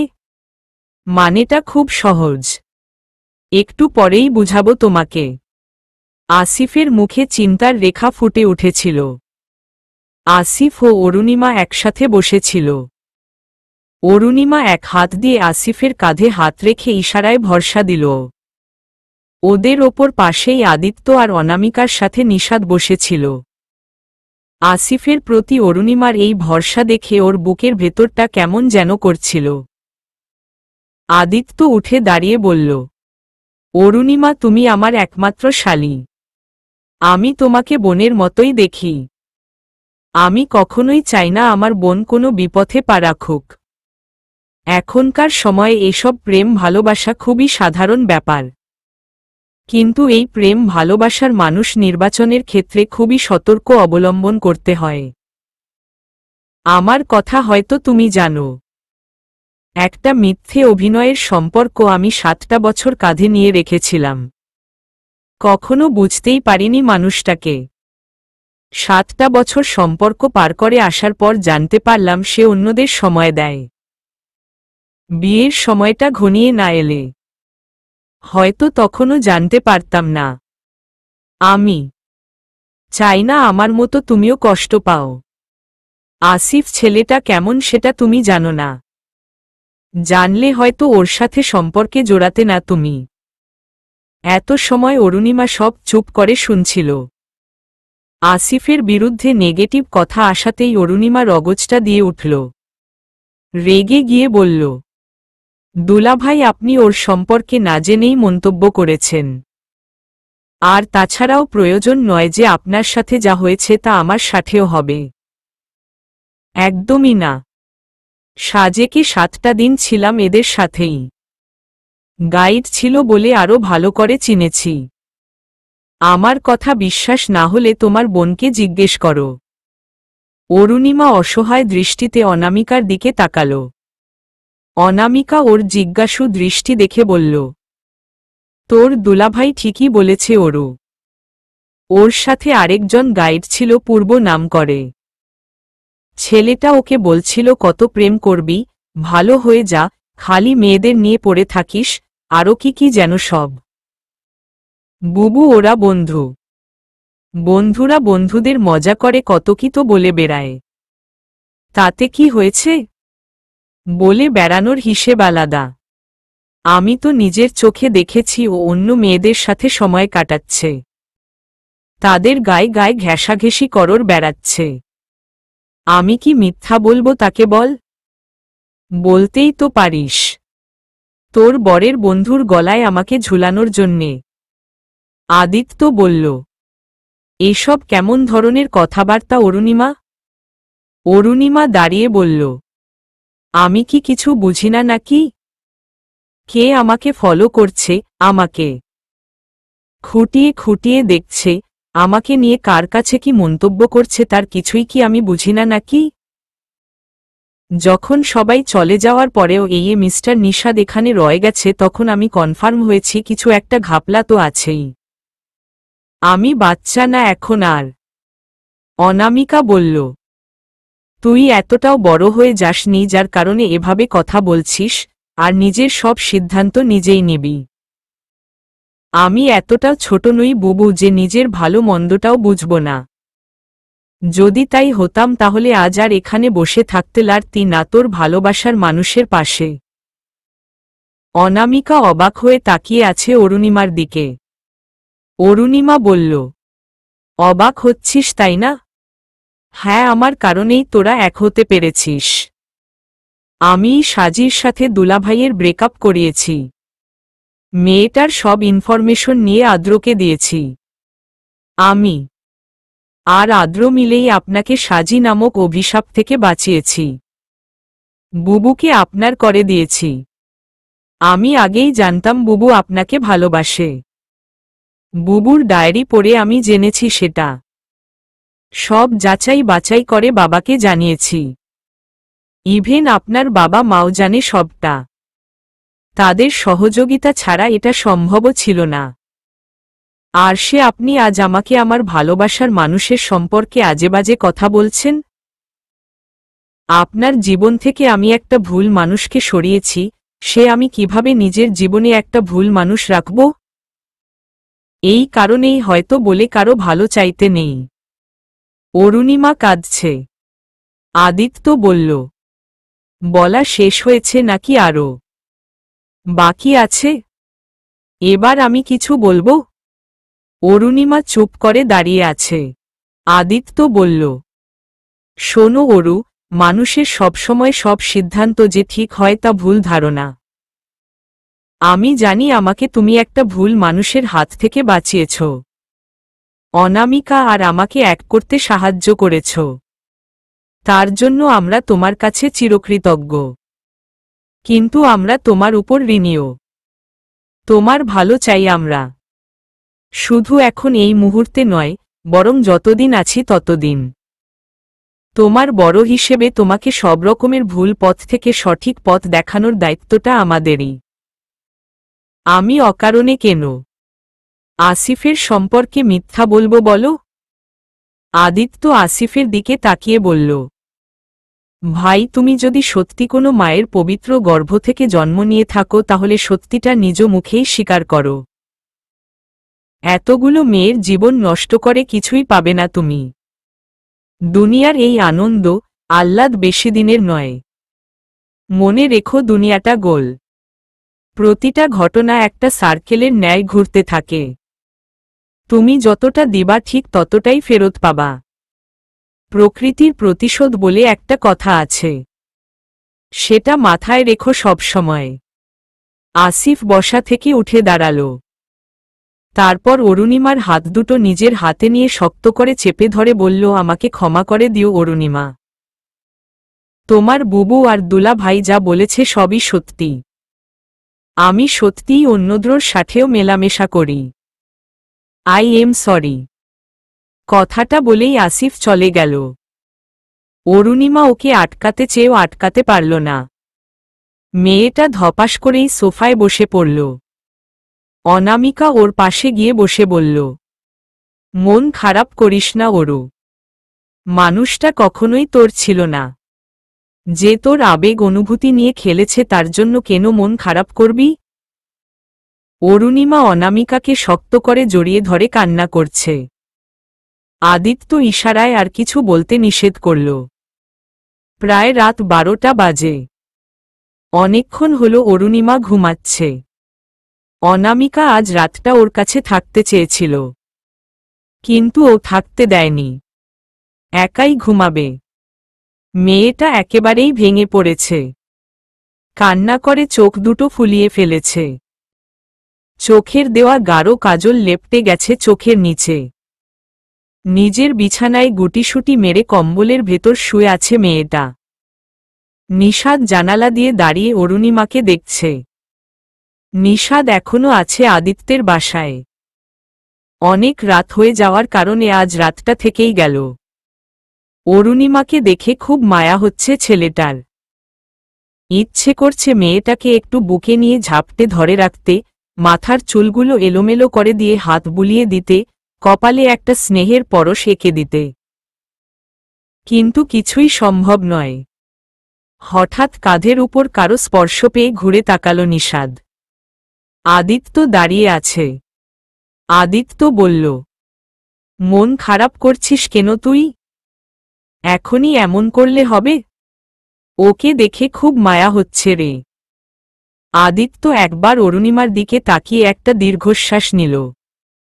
তারপর নিশাদকে বলল, একেবারেই ভেঙে পড়েছে মেয়েটা। সামলাতে পারবি না? নাকি কয়দিনেই হতাশ করে বিরক্তি নিয়ে চলে যাবি? ওর দায়িত্বটা তোকেই দিতে চাই। পারবি না নিতে? আমরা তো আমাদের কাজ সেরে ফেলেছি। তোর লাইন ক্লিয়ার করে দিলাম। এবার পথ ধরে হাঁটার পালা তোর। মাঝপথে হোঁচট খাবি, ব্যথা পাবি, কত বাধা আসবে, কখনো কখনো উষ্ঠাও খাবি হয়তো। সব বাধা পেরিয়ে গন্তব্যে পৌঁছাতে হবে এবার। পারবি না? আদিত্যের প্রশ্নে নিশাদ হতভম্ব হয়ে গেছে। এর উত্তরর কি বলবে বুঝতে পারছে না। আদিত্য আবার বলল, কিরে কি ভাবছিস? পারবি না ওকে নিজের করে নিতে? আচ্ছা তাহলে এই ছিল তোর ভালোবাসা তাইন? থাক, আমার শালির জন্য আমি খুঁজে নেব ভালো ছেলে, যে ওকে আগলে রাখবে, সামলে রাখবে, যে ওকে অনেক। আমি পারব। যে করেই হোক আমি ওকে সামলে নিব। ওই মুহূর্তে যতটা কষ্ট পাচ্ছে এর চেয়ে শতগুণ সুখ এনে দিব আমি ওকে। যে করেই হোক আমি আমার ভালোবাসা দিয়ে ওকে নিজের করে নিবই। এই তো ব্যাটার মতো কথা বললি। সাবাস। যা এখন ঘুমিয়ে পড়। এত দেখা ভালো না। নজর লাগবে আমার শালির উপর। নিশাদ একটু লজ্জা পেল। তারপর রুমে চলে গেল। রুমে এসে আদিত্য একটা বড় দীর্ঘশ্বাস নিয়ে শুয়ে রইল। অনামিকা সবে নিচে থেকে এসেছে সবকিছু ঠিকঠাক করে। অনামিকা বলল, বাবা সারাদিন কাজ করলাম আমি আর ক্লান্তি নিয়ে দীর্ঘশ্বাস নিচ্ছ তুমি? যা হলো না, আমিও কি কম পরিশ্রম করেছি নাকি? অনামিকা আদিত্যের পাশে এসে বসতে বসতে বলল, যাক ভালোই ভালোই সব ঝামেলা মিটে গেল। আমি তো ভেবেছিলাম ছেলেটা সহজে হাল ছাড়বে না। না ছেড়ে উপায় কি? এত সহজে ছাড় পেত নাকি? হুম, তুমি যেভাবে বললে। আসো এবার আমরা একটু রোম্যান্স করি। ঘুমাবো এখন। সারাদিনের ক্লান্তিতে খুব কাহিল লাগছে। এখন নো রোম্যান্স, অনলি ঘুম ইজ রিয়াল। আচ্ছা, ভালো কথা। কি কথা? তুমি ডায়েরি লিখো? হুম, লিখতাম। অনেকদিন লেখা হয় না। আচ্ছা, ডায়েরিটা কোথায় বলো তো? আমিও পড়ে দেখব কি কি কথা লিখেছিলে। অনামিকা লজ্জায় লাল হয়ে গেল। বলল, কিছু জিনিস গোপন থাকাই ভালো। সব কিছু জানতে হয় না। সরো, ঘুমাবো। অনামিকা আদিত্যকে একটা ধাক্কা দিয়ে এক পাশ হয়ে শুয়ে পড়ল। আদিত্য লাইটটা অফ করে এসে অনামিকাকে জড়িয়ে ধরে ওর ঘাড়ে মুখ গুজে দিল। অনামিকা মুহূর্তেই শিউরে উঠল। আদিত্যের দিকে ঘুরে কয়টা থাপ্পড় কিল ঘুষির বর্ষণ করে বলল, এভাবে ধরো কেন হঠাৎ করে এসেই? আমার সুরসুরি লাগল না বুঝি? আচ্ছা, সুরসুরি লাগে? সত্যি? উম্মম, তাহলে এখনো সুরসুরি ভাঙাতে পারেনি। আসো, সুরসুরি ভাঙিয়ে দেই আমার চড়ুই পাখিটার। মায়ের লাগাবো। শোনো না, আজকে মা কি বলছিলেন জানো? কি? উনি নাতিপুতি চান। কথাটা বলেই অনামিকা আদিত্যের বুকে মুখ লুকিয়ে ফেলল। আদিত্য বলল, কি? সত্যি? হুম। খুলে বলো, মা কি বলেছে? বলেছে আমাদের দুজনের বয়স প্রায় ফুরিয়ে আসছে। এখন মানুষের হায়াত মৌতের বিশ্বাস নেই। মরার আগে নাতি নাতনির মুখ দেখে যেতে চাই। আদি বড় হওয়ার পর থেকেই বাড়িটা বাচ্চাহীনতায় ভুগে, যদিও তোরা বাড়িটাকে মাতিয়ে রাখিস। তবুও নাতি নাতনির মুখ দেখে মরার খুব ইচ্ছা। আর তোদেরও তো যথেষ্ট বয়স হয়েছে বাচ্চা নেওয়ার। এখন না নিলে কখন নিবি? হুমম, মা মন্দ বলেনি কিছু। আদিত্য অনামিকার উপর চড়ে বসে বলল, চলো মায়ের আশাটা পূরণ করি। একদম না। আমি এখন বাচ্চা নেওয়ার জন্য প্রস্তুত নই। দেখো, আমি তোমাকে আগেই বলেছি আমি বাইরে স্কলারশিপ নিয়ে স্টাডি করতে চাই। আদিত্য অনামিকার উপর থেকে নেমে গিয়ে পাশে বসল। অনামিকাও উঠে বসল। আমি বুঝতে পারছি না, বাইরে গিয়ে পড়ার কি দরকার? দেশে কি পড়াশোনা হয় না? অনামিকা চুপ করে আছে। আদিত্য বলল, দেখো অনু, পড়াশোনা দেশে থেকেও করা যায়। স্কলারশিপ নিয়ে বাইরে চলে যাবে। তোমার কোর্স কমপ্লিট করতে 4টা বছর লাগবে। 4টা বছর পারবা আমার থেকে দূরে থাকতে? অনামিকা কিছু বলছে না। আদিত্য বলল, কি হয়েছে? কিছু বলছো না কেন? আমার স্বপ্ন ছিল এটা আদি। ওকে, তোমার স্বপ্ন পূরণ হবে। কথাটা বলেই আদিত্য শুয়ে পড়ল অন্যদিকে ঘুরে। অনামিকা অসহায় মতো চুপ করে বসে আছে। সকালে ঘুম ভেঙে অনামিকা দেখল আদিত্য পাশে নেই। ও উঠে বসল। বারান্দা, ওয়াশরুম খুঁজে দেখল কোথাও নেই আদিত্য। রুম থেকে বেরিয়ে অরুণিমার রুম থেকেও আদিত্যের শব্দ শুনতে পেল। অরুণিমার রুমের দিকে গিয়ে দেখল আদিত্য অরুণিমার সাথে কথা বলছে। ওকে বুঝাচ্ছে কত কিছু। অনামিকা আর সেখানে না দাঁড়িয়ে রুমে গিয়ে ফ্রেশ হয়ে নিল। তারপর নাস্তা বানাতে চলে গেল। আদিত্য আর নিশাদ একসাথেই ছিল অরুণিমার রুমে। মেয়েটা বসে আছে নিশ্চুপভাবে। কোনো কথা নেই তার মুখে। আদিত্য বলল, শোনো অরু, আমি কখনো তোমার খারাপ চাই না। নিশাদ তোমাকে খুব পছন্দ করে। আমার কাছের মানুষও। শুধু এইটুকুই বলবো। তোমরা কথা বলো, আমি ফ্রেশ হয়ে আসছি। অফিস যেতে হবে। আদিত্য রুম থেকে বেরিয়ে গেল। নিশাদ বসেই ছিল। অরুণিমা মাথা নিচু করে বসে আছে। আর ভাবছে ছেলেটাকে এভাবে ওর সাথে একা রেখে কেন চলে গেল আদিত্য।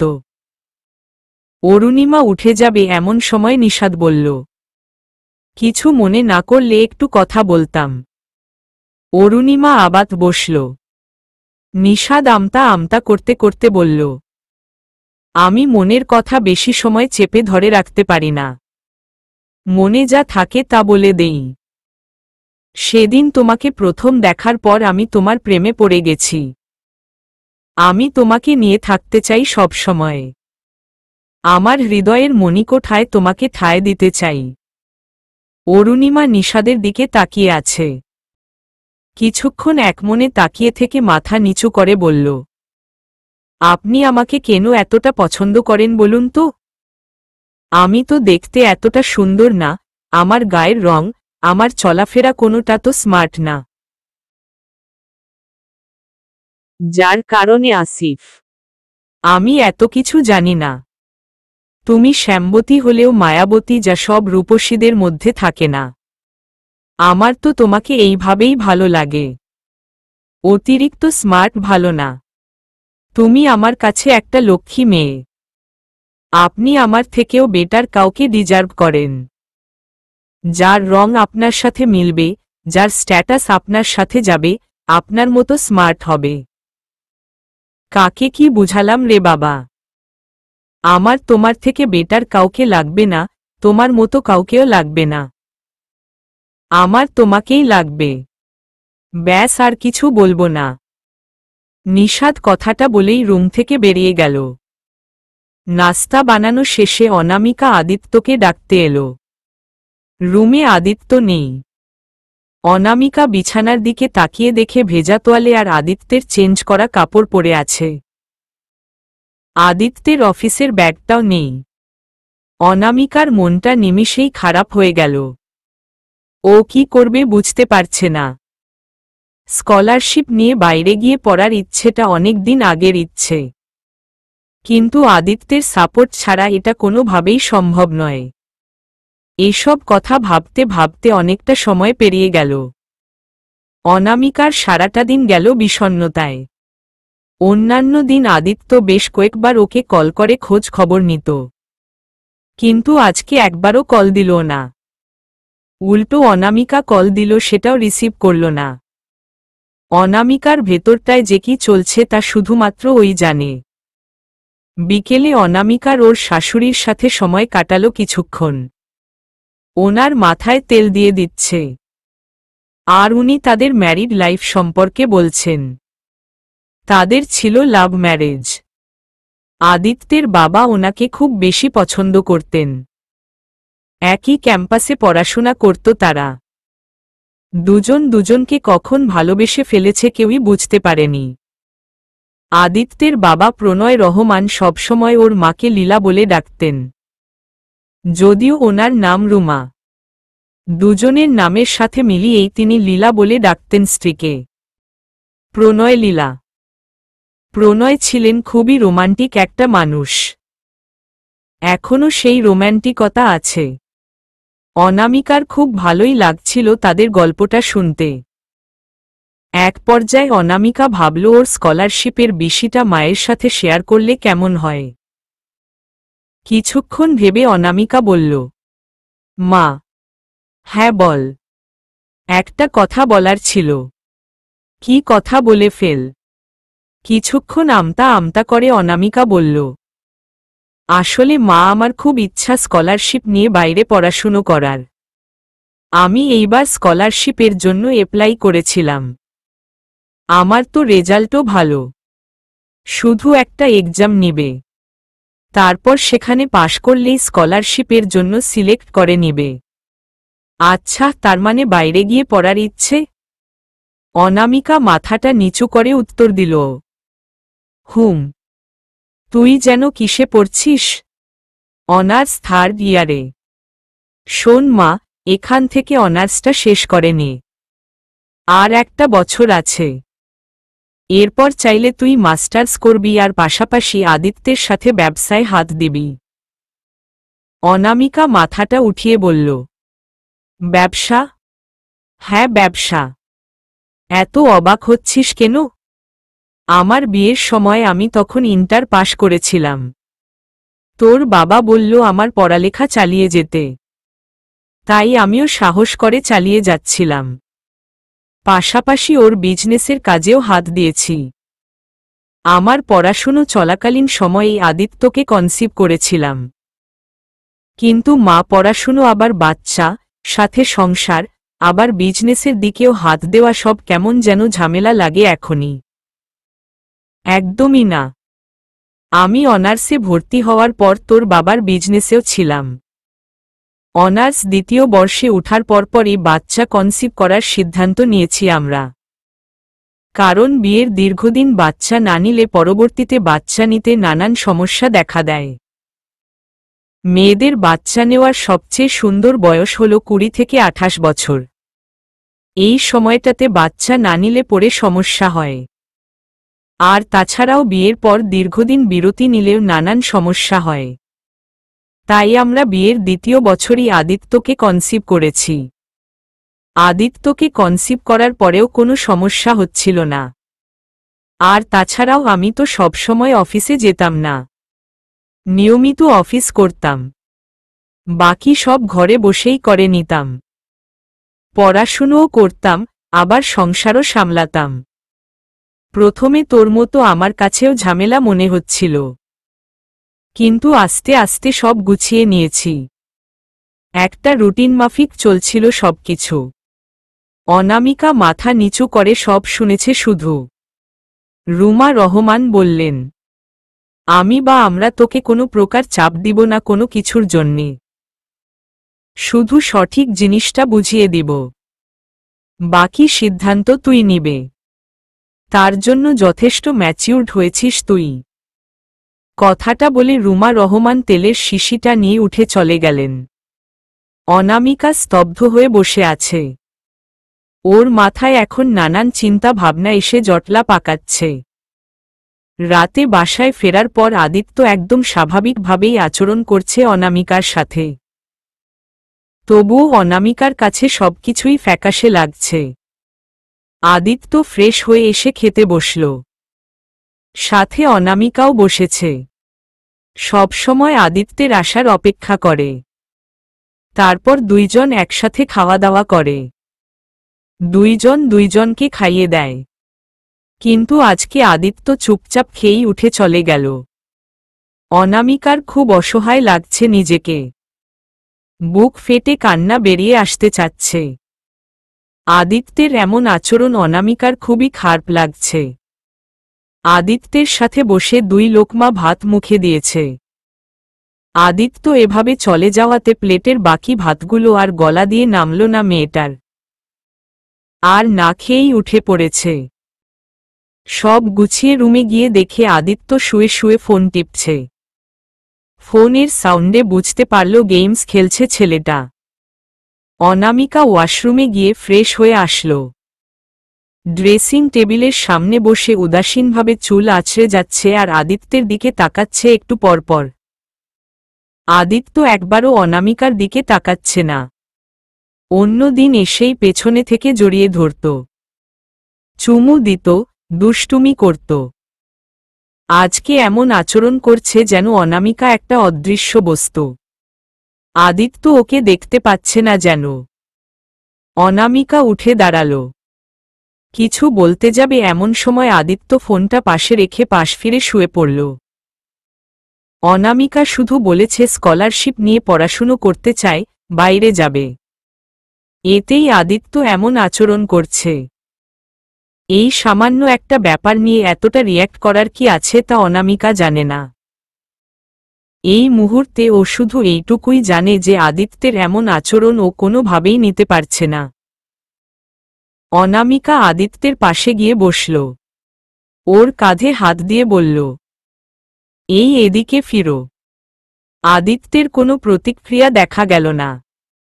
অনামিকা আবার বলল, দেখো আমি তো শুধু বলেছি যে স্কলারশিপ নিয়ে পড়ার ইচ্ছে।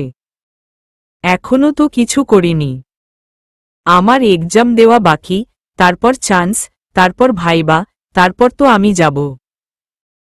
তার আগে তো নয়। তুমি এখনই এত রিয়্যাক্ট করছো কেন? আদিত্য অনামিকার দিকে না ফিরেই বলল, তুমি চলে যাবা তো, তাই এখন থেকেই অভ্যেস করে নিচ্ছি তোমাকে ছাড়া থাকার।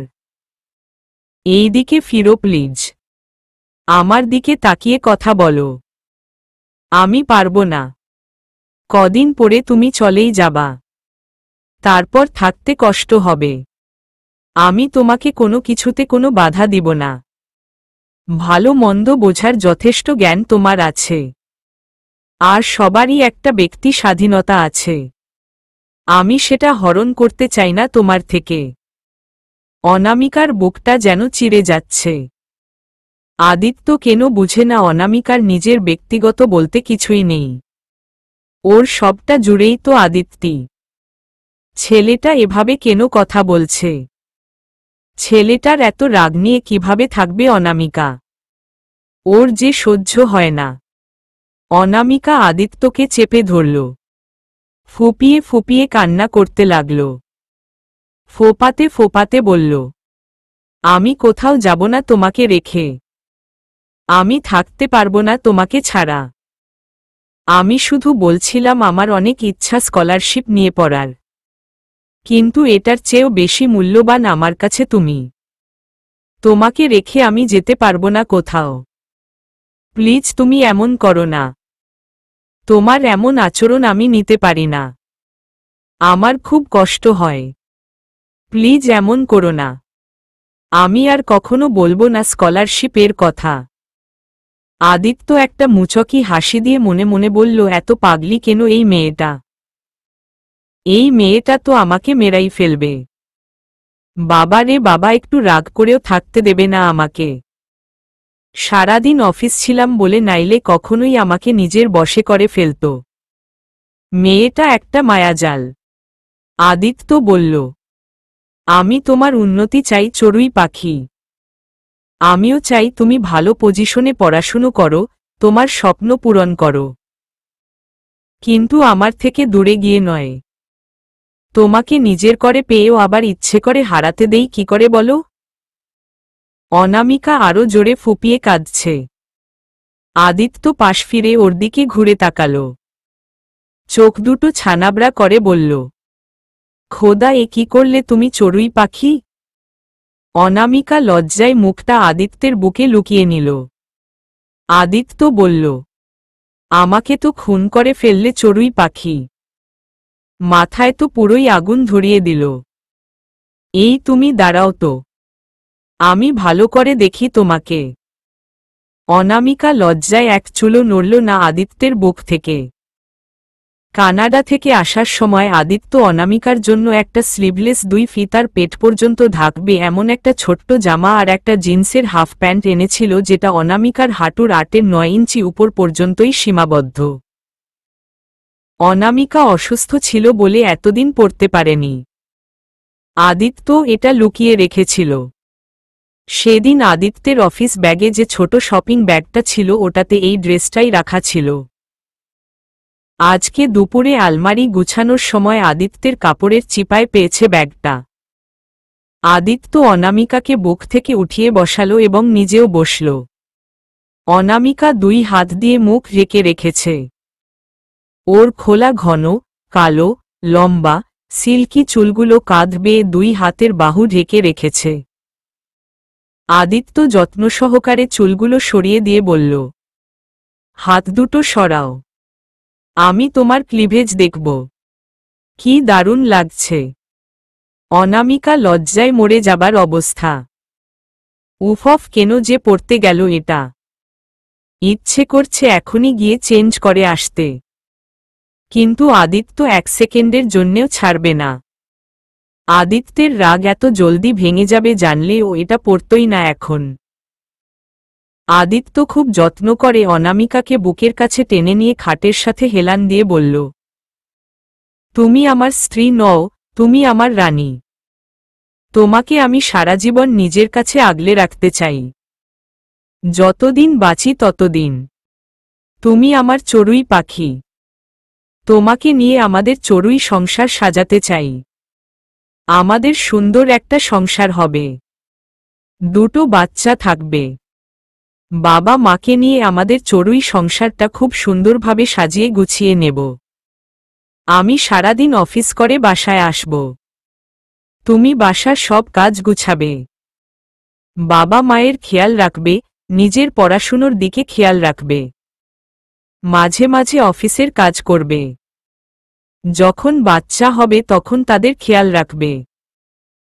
আমি প্রতিদিন এখনকার মতো রোজ অফিসে যাওয়ার সময় একটু আলতো করে তোমার কপালে চুমু এঁকে দিব, মাঝে মাঝে শার্টের টাই বাঁধা কিংবা বোতাম লাগানোর বাহানায় তোমার সামনে দাঁড়িয়ে তোমাকে জড়িয়ে ধরব, দুষ্টুমি করব। তুমি বিরক্ত হয়ে আমাকে সুই দিয়ে গুঁতো দেওয়ার ভয় দেখাবে। যদিও দিবে না, তাহলে তো আমি ব্যথা পাবো, তাই না বলো? আর হ্যাঁ, প্রতিদিন ফেরার পর রুমে এসে আমি তোমাকে দেখতে চাই, তোমাকে বুকে জড়িয়ে নিতে চাই। তোমার যত কাজই থাকুক না কেন অন্তত 2 মিনিটের জন্যে হলেও আসতে হবে। এমন কতদিন চলবে? যতদিন আছি ততদিন। বাচ্চা হবে, তারা বড় হবে, তবুও আমাদের এই নিয়মের গতিতেই চলবে। এই শোনো, আমি না তাহলে তোমার গায়ের গন্ধ নেব যখন তুমি কাজ করে বাসায় ফিরবা। তোমার ঘর্মাক্ত কাঁধ, বুক, চিবুকের গন্ধ নিব। কি বলে না বলে এসব? হ্যাঁ, আমার কোনো ঘৃণা লাগবে না, উল্টো আমি উপভোগ করব। আমার অনেক দিনের ইচ্ছা। আচ্ছা বাবা, ঠিক আছে। শোনো, তোমাকে কিছু কথা বলার আছে। বলো। আমাদের বাচ্চা নেওয়ার ব্যাপারে। একটা জিনিস কি জানো, ভালোবাসা কখনো শুধুমাত্র আত্মিক হয় না। প্রতিটা ভালোবাসাই শারীরিক চাহিদা থাকে। যদি কেউ কখনো বলে আমি শুধু তোমার মনে ভালোবাসি, তোমার শরীরকে নয়, তবে সেটা 100% মিথ্যা। কারণ শারীরিক চাহিদা নেই এমন কোনো মানুষ নেই, সে হোক ছেলে কিংবা মেয়ে। রূপার হিমুও রূপার ঠোঁটের উষ্ণ ছোঁয়া খুঁজেছিল। বুঝেছি। আমাদের এখন যে বয়সটা চলছে, এখন আমাদের দুজনের প্রতি দুজনের সব রকমের চাহিদা ও টান আছে। প্রতিটা ছেলে মেয়েরই একটা বয়স থাকে যখন তাদের মনে তীব্র ভালোবাসার জন্ম নেয়। ভালোবাসার মানুষটিকে হৃদয়ের সবটা দিয়েই ভালোবাসে। এই সময়ে শারীরিক চাহিদাটাও তীব্র থাকে, যার কারণে অনেকেই অনৈতিক কাজে জড়িয়ে পড়ে। সবাই নিজেকে সংযত রাখতে পারে না। একটা নির্দিষ্ট বয়সসীমা পেরিয়ে যাওয়ার পর এই আগ্রহগুলো আর তীব্রভাবে কাজ করে না। আমরা তো স্বামী স্ত্রী, তাই না? আমাদের এখন যে বয়স, এটাই আমাদের শারীরিক মেলামেশার জন্য উত্তম সময়। আমার বয়স এখন 26 চলে, তোমার 22 চলে। এখন আমাদের দুজনের মধ্যেই কাউকে আলিঙ্গন করার যে তীব্র ইচ্ছা আকাঙ্ক্ষাটা আছে, তা আর কয়টা বছর পরে হয়তো থাকবে না। আমরা দুজনেই তো শারীরিক ও মানসিকভাবে আল্লাহর রহমতে ঠিক আছি। তুমি যদি পড়াশুনোর জন্যে বাইরে চলে যাও তাহলে কম হলেও 4 বছর কাটাতে হবে। অথচ তখন আমরা দুইজনেই এখনকার সময়ের মতো স্ট্রং থাকব না। কোনো কিছুর প্রতি তীব্র ইচ্ছাটা কাজ করবে না। কি দরকার নিজেদের সুখটাকে ইচ্ছাকৃতভাবে গলা টিপে হত্যা করার বলো? আর তাছাড়াও বিয়ের 2 বছরের মধ্যে বাচ্চা না নিলে পরবর্তীতে বাচ্চা নিতে নানান বিপাকে পড়তে হয়। সেটা তুমি আমরা কেউই চাই না। এটা মেডিকেল সায়েন্স থেকেই প্রুভড করা। সবকিছুরই একটা নির্দিষ্ট পরিসীমা আছে। অনামিকা চুপটি করে আদিত্যের কথাগুলো মনোযোগ দিয়ে শুনছিল। ছেলেটা এত সুন্দর করে বুঝালো। এটা আগে ভালোভাবে বুঝালেই তো হতো। এত রাগ না দেখিয়ে কথা বলা বন্ধ না করে ভালোভাবে বুঝিয়ে দিলই বুঝে যেত অনামিকা। সবকিছুতেই খালি ঝামেলা করার পরে ঠিক করে। কি হলো, কিছু বলছো না যে?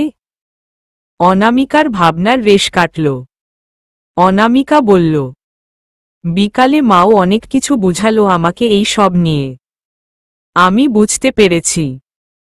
আমি যাব না তোমাদেরকে রেখে কোথাও। এই তো লক্ষ্মী বউ আমার। শোনো, তোমার অনার্স শেষ করো, তারপর তুমি স্কলারশিপ নিয়ে বাইরে যাবে। ততদিনে আমার বিজনেস আন্তর্জাতিক পর্যায়ে পৌঁছে যাবে আশা করছি। তখন আর আলাদা থাকতে হবে না আমাদের। সেদিন কানাডার বিজনেস ট্রিপে অনেকটা নিশ্চিত হয়েছি আমাদের ব্যবসা আন্তর্জাতিক পর্যায়ে পৌঁছাতে বেশি সময় লাগবে না।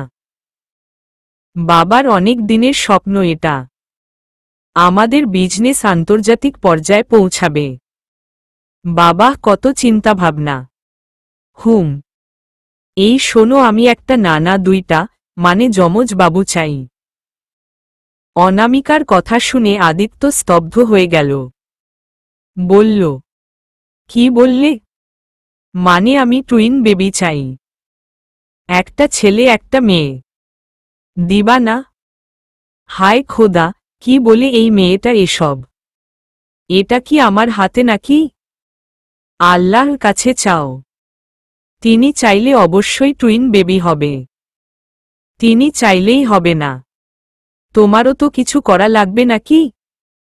মাথাটা বোধহয় একেবারেই গেছে তোমার। কি সব বলছো, লজ্জা করে না? আসলেই তো। অনামিকা কি সব বলে ফেলল নিজেও জানে না। নিজেই বুঝতে পারেনি কথা বলতে বলতে কখন এসব বলে ফেলল। এবার তো ভীষণ লজ্জা পাচ্ছে মেয়েটা। লজ্জায় বোধহয় মেয়েটা মরেই যাবে। আদিত্য বলল, বাচ্চা কি এখনই লাগবে নাকি আমার চড়ুই পাখিটার? অনামিকা চুপ করে আছে। আদিত্য অনামিকাকে শক্ত করে বুকে চেপে ধরে বলল, এখন পড়াশুনোয় মনোযোগ দাও। অনার্সটা কমপ্লিট করে নাও। বাচ্চা পড়ে নেওয়া যাবে। অন্তত একটা বছর কাটাই আমরা। তারপর না হয় বাচ্চা নেওয়ার চিন্তাভাবনা কেমন? অনেক হয়েছে এসব কথাবার্তা। এবার বলো, এই ড্রেসটা কোথায় পেলে তুমি? দুপুরে আলমারি গুছাতে গিয়ে তোমার কাপড়ের চিপায় পেয়েছি। আমি বলেছিলাম না ব্যাগটা খুলতে না? কেন খুললে তাহলে? বারে আমি না দেখলে কে দেখবে? আমার স্বামী কি লুকাচ্ছে আমার থেকে সেটা আমার জানা দরকার আছে না? ভালোই চালাক। জানি আমি চালাকি। আসো রোম্যান্স করি। এত হট বউকে পাশে দেখলে তো ঠিক থাকা যায় না। অনামিকা ধিমধাম করে কয়টা কিল বসিয়ে দিল। আদিত্য অনামিকাকে বুকে টেনে নিয়ে কপালে আদর করে দিল। সারা রাত এভাবে দুইজন সময় কাটাল। বেশ খানিকক্ষণ ধরে নিশাদ একটা বাসার সামনে রোদের মধ্যে দাঁড়িয়ে আছে রাস্তার অপর পাশে। এখানে রোজ অরুণিমা প্রাইভেট পড়তে আসে। প্রায় আধ ঘন্টা ধরে নিশাদ দাঁড়িয়ে আছে। আর কিছুক্ষণের মধ্যেই অরুণিমার প্রাইভেট শেষ হবে। নিশাদ প্রায়ই আসে এখানে। অরুণিমাকে এক পলক দেখেই চলে যায়। আজকে অরুণিমার সাথে কিছু কথা বলার আছে, তাই অনেকক্ষণ ধরেই দাঁড়িয়ে আছে। কিছুক্ষণ পরেই দেখতে পেল অরুণিমা তার আরও দুইজন বান্ধবীর সাথে কিছু বলতে বলতে বেরিয়ে আসছে আর হাসছে। নিশাদ অপ্রস্তুত হয়ে দাঁড়িয়ে গেল। নিশাদকে দেখে অরুণিমা হাসি থামাল। রাস্তার অপর পাশ থেকে নিশাদ দেখল অরুণিমা কিছু একটা বলে বান্ধবীদের বিদায় দিল। তারপর রাস্তা পার হয়ে নিশাদের কাছে গেল। অরুণিমা বলল, কি ব্যাপার, রোজ রোজ এখানে এসে দাঁড়িয়ে থাকেন কেন?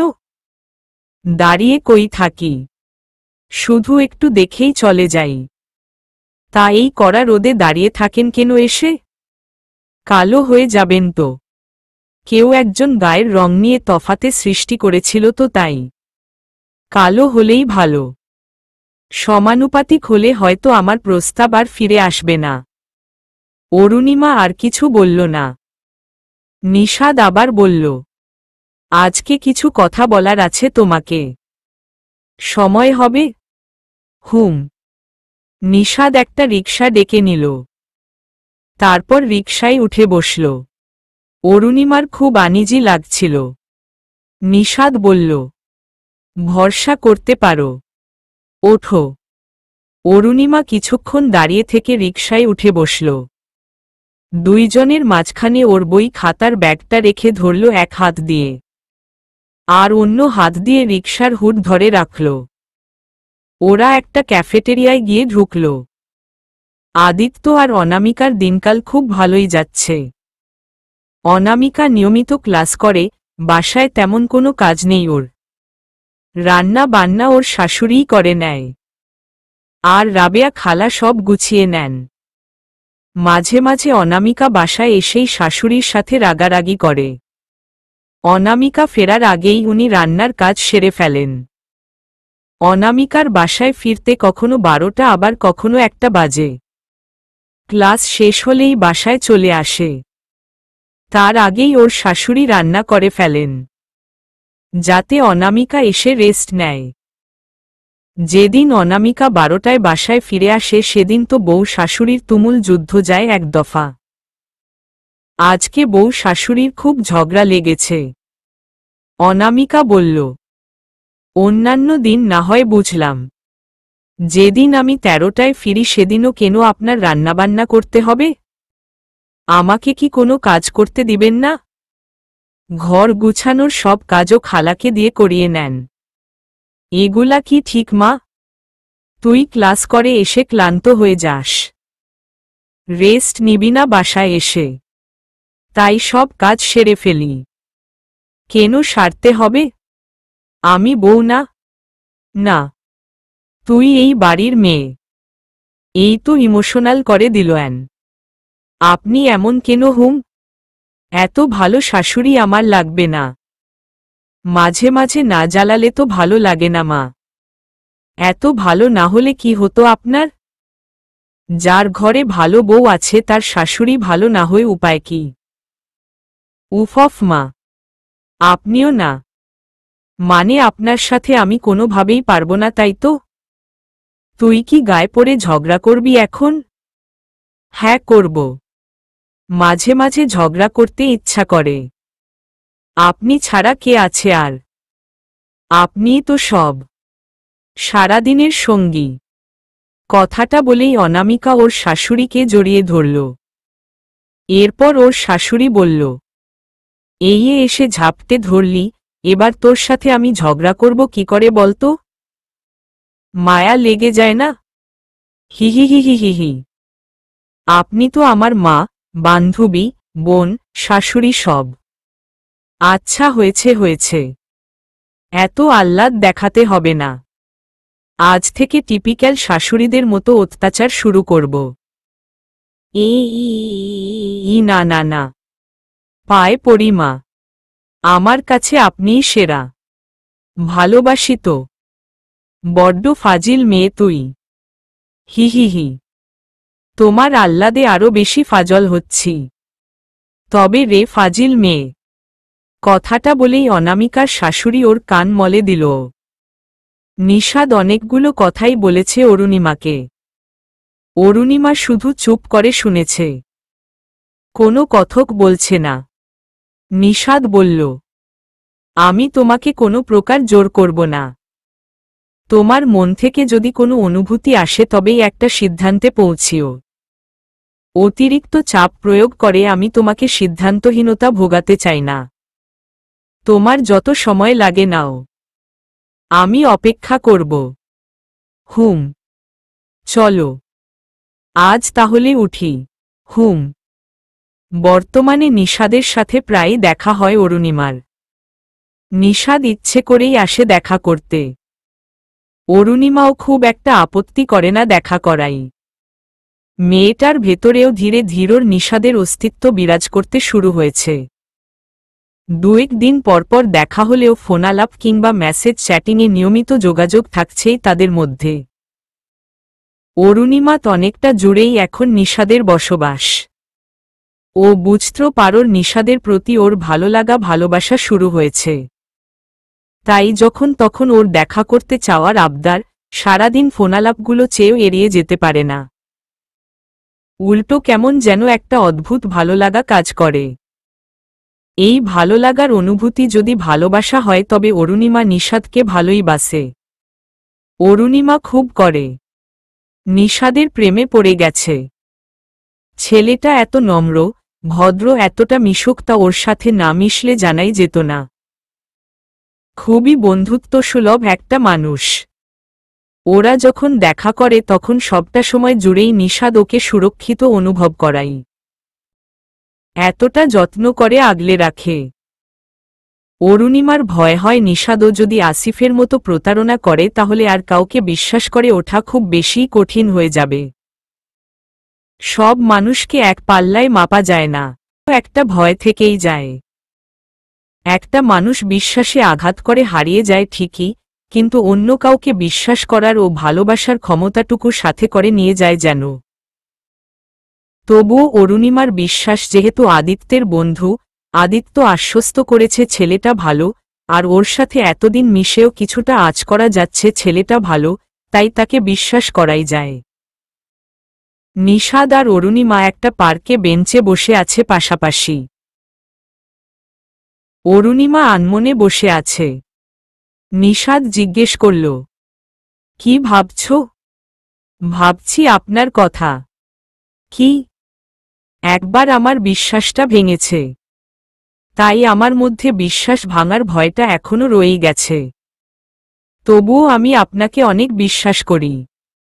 এটা স্বাভাবিক। কেউ আঘাত করলে সেটা সহজে ঘুচে না। আরেকটা কথা শোনো, বিশ্বাস করা ভালো, তবে অন্ধবিশ্বাস নয়। আমাকে তুমি বিশ্বাস করো, কিন্তু অন্ধবিশ্বাস নয়। অন্ধবিশ্বাস মানুষের ক্ষতির কারণ হয়ে দাঁড়ায়। আমি তোমার বিশ্বাসের মর্যাদা রাখব। আপনাকে আমি সম্পূর্ণভাবেই বিশ্বাস করতে পারি। আপনি মানুষটা খারাপ নন। আপনাকে অন্ধভাবেও বিশ্বাস করা যায়। তা কেন? কারণ ততটা ভরসা আপনি অর্জন করেছেন।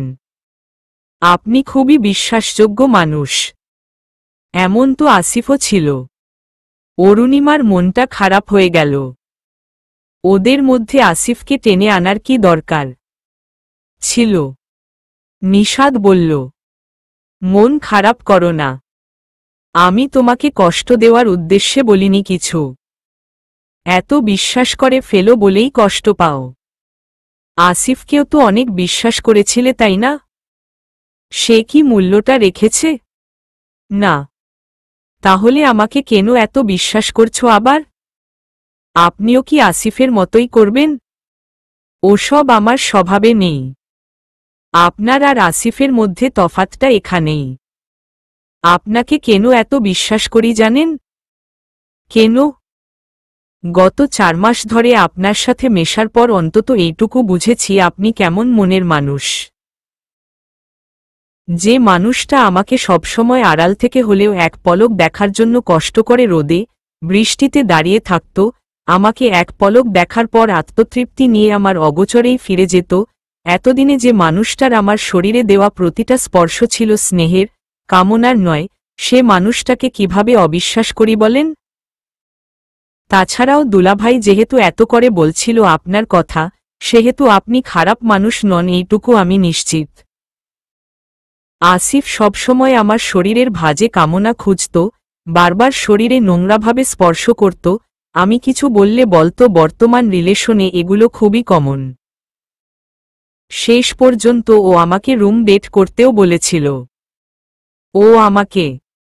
এইটুক বলে অরুণিমা ডুকরে ওঠে। ওর গলাটা আটকে আসে।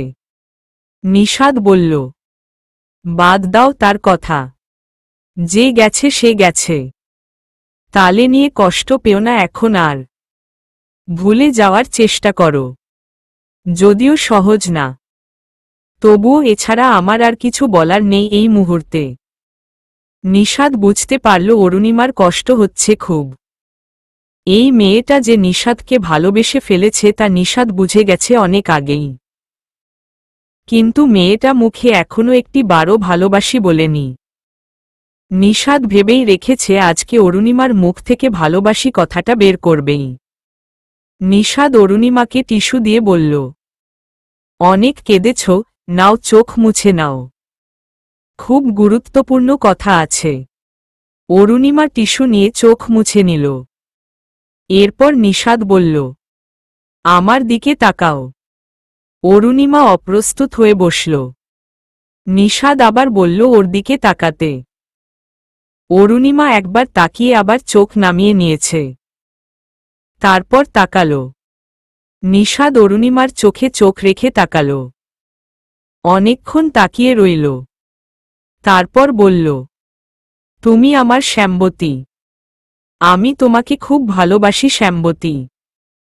তুমি আমার হবে সারা জীবনের জন্য? যতদিন বাঁচি ততদিনের দিনের জন্য। হবে না? হলে ভালোবাসি বলো একবার। অরুণিমা যেন একটা হ্যালুসিনেশনের মধ্যে আছে। নিশাদের দিকে তাকিয়েই ও ঠোঁট নাড়িয়ে বলল, ভালোবাসি। নিশাদ যেন জমে বরফের মতো হয়ে গেল। নিশাদ চোখ নামিয়ে নিল। অরুণিমাও যেন সম্ভিত ফিরে পেল। নিশাদ বলল, যাক, শেষ পর্যন্ত তাহলে ধরা দিল আমার কাছে। অরুণিমা মাথা নামিয়ে বসে আছে। নিশাদ বলল, যাক, এবার শান্তি। ফাইনালি পেলাম তোমাকে। এতদিন পাননি বুঝি? পেয়েছি তো। এবার আরো বেশি আপন করে পেয়েছি। একটা কবিতা শুনবে? কি কবিতা? তোমাকে প্রথম দেখার পর তোমার কল্পনায় লিখেছিলাম কবিতাটা। দাঁড়াও, পড়ে শোনাচ্ছি। তা থই গানের সুর তুমি, তোমার তালে নাচি। দক্ষিণা প্রান্তের হিমেল হাওয়া, তোমার পরশে বাঁচি। মন মেতেছে তোমার সনে আলতো প্রেমের ছোঁয়া। যেদিকে তাকাই সেদিকে দেখি উড়ছে প্রেমের ধোঁয়া। বেহায়া মন আমার, তোমার প্রেমে পড়েছি। কতবার নির্লজ্জের মতো তোমার হাত ধরেছি। অনুভবে ছুঁয়েছি তোমায়, হয়েছে ধরাধরি। সুযোগ যদি দাও গো প্রিয়তমা, ধরব সরাসরি। জানি না হবে কি ভুল, তোমার জন্যে এনেছি ফুল। গ্রহণ করো তুমি মোরে, যদি যায় পাপড়ি ঝরে। পাপড়ি চায় তোমার ছোঁয়া, উষ্ণ প্রেমের গরম ধোয়া। আর পারছি না প্রিয়তমা, মানছে না যে মন। তুমি চাইলে দাঁড়িয়ে আছি হেথায় সারাক্ষণ। আপনার সাথে মন আমার করছে দাঙ্গা রণ। প্রেমিকের প্রেম গ্রহণ করো, তোমার তরে আবেদন। কবিতাটা শেষ হওয়ার সাথে সাথেই অরুণিমা বলল, গ্রহণ তো করেছি। হুমমম। অনুভবেও ছোঁয়া যায়, জানতাম না তো। যায় তো। আমি কতবার তোমায় ছুঁয়েছি। আপনি এলিয়েন তাই। হাহা হাহা। আচ্ছা শোনো, এবার আমাকে তুমি করে বলবে। আর আপনি করে বলতে হবে না। না, আমি আপনি করেই বলবো। পর করে দিবা এখনো? পর না। আপনি করে বলার মধ্যেও একটা আলাদা টান, আলাদা ভালোবাসা আছে। সবাই তো তুমি করেই বলে, আমি না হয় আপনি করেই বলি। আচ্ছা বলো। সমস্যা নাই আর। সন্ধ্যার পর মাগরিবের নামাজ পড়ে অনামিকা বসে আছে। এমন সময় আদিত্য কল দিয়ে বলল, শোনো চড়ুই পাখি, তোমার যে অ্যাশ কালারের শাড়িটা আছে না? হুম, আছে তো। তুমি ফ্রেশ হয়ে ওটা পরে নাও। মানে তৈরি হয়ে নাও। আর শোনো, কালো রঙের কাচের চুড়ি পরবা। ছোট্ট কালো টিপ দিবা। ওকে, আমি রাখছি এখন। রাত 9টার মধ্যে তৈরি হয়ে থেকো কেমন? আমি বাসার সামনে এসে পিক করে নিব তোমাকে। এখন আমার মিটিং আছে। এখন রাখছি। আদিত্য কলটা কেটে দিল। অনামিকা স্তব্ধ হয়ে বসে আছে। চলবে।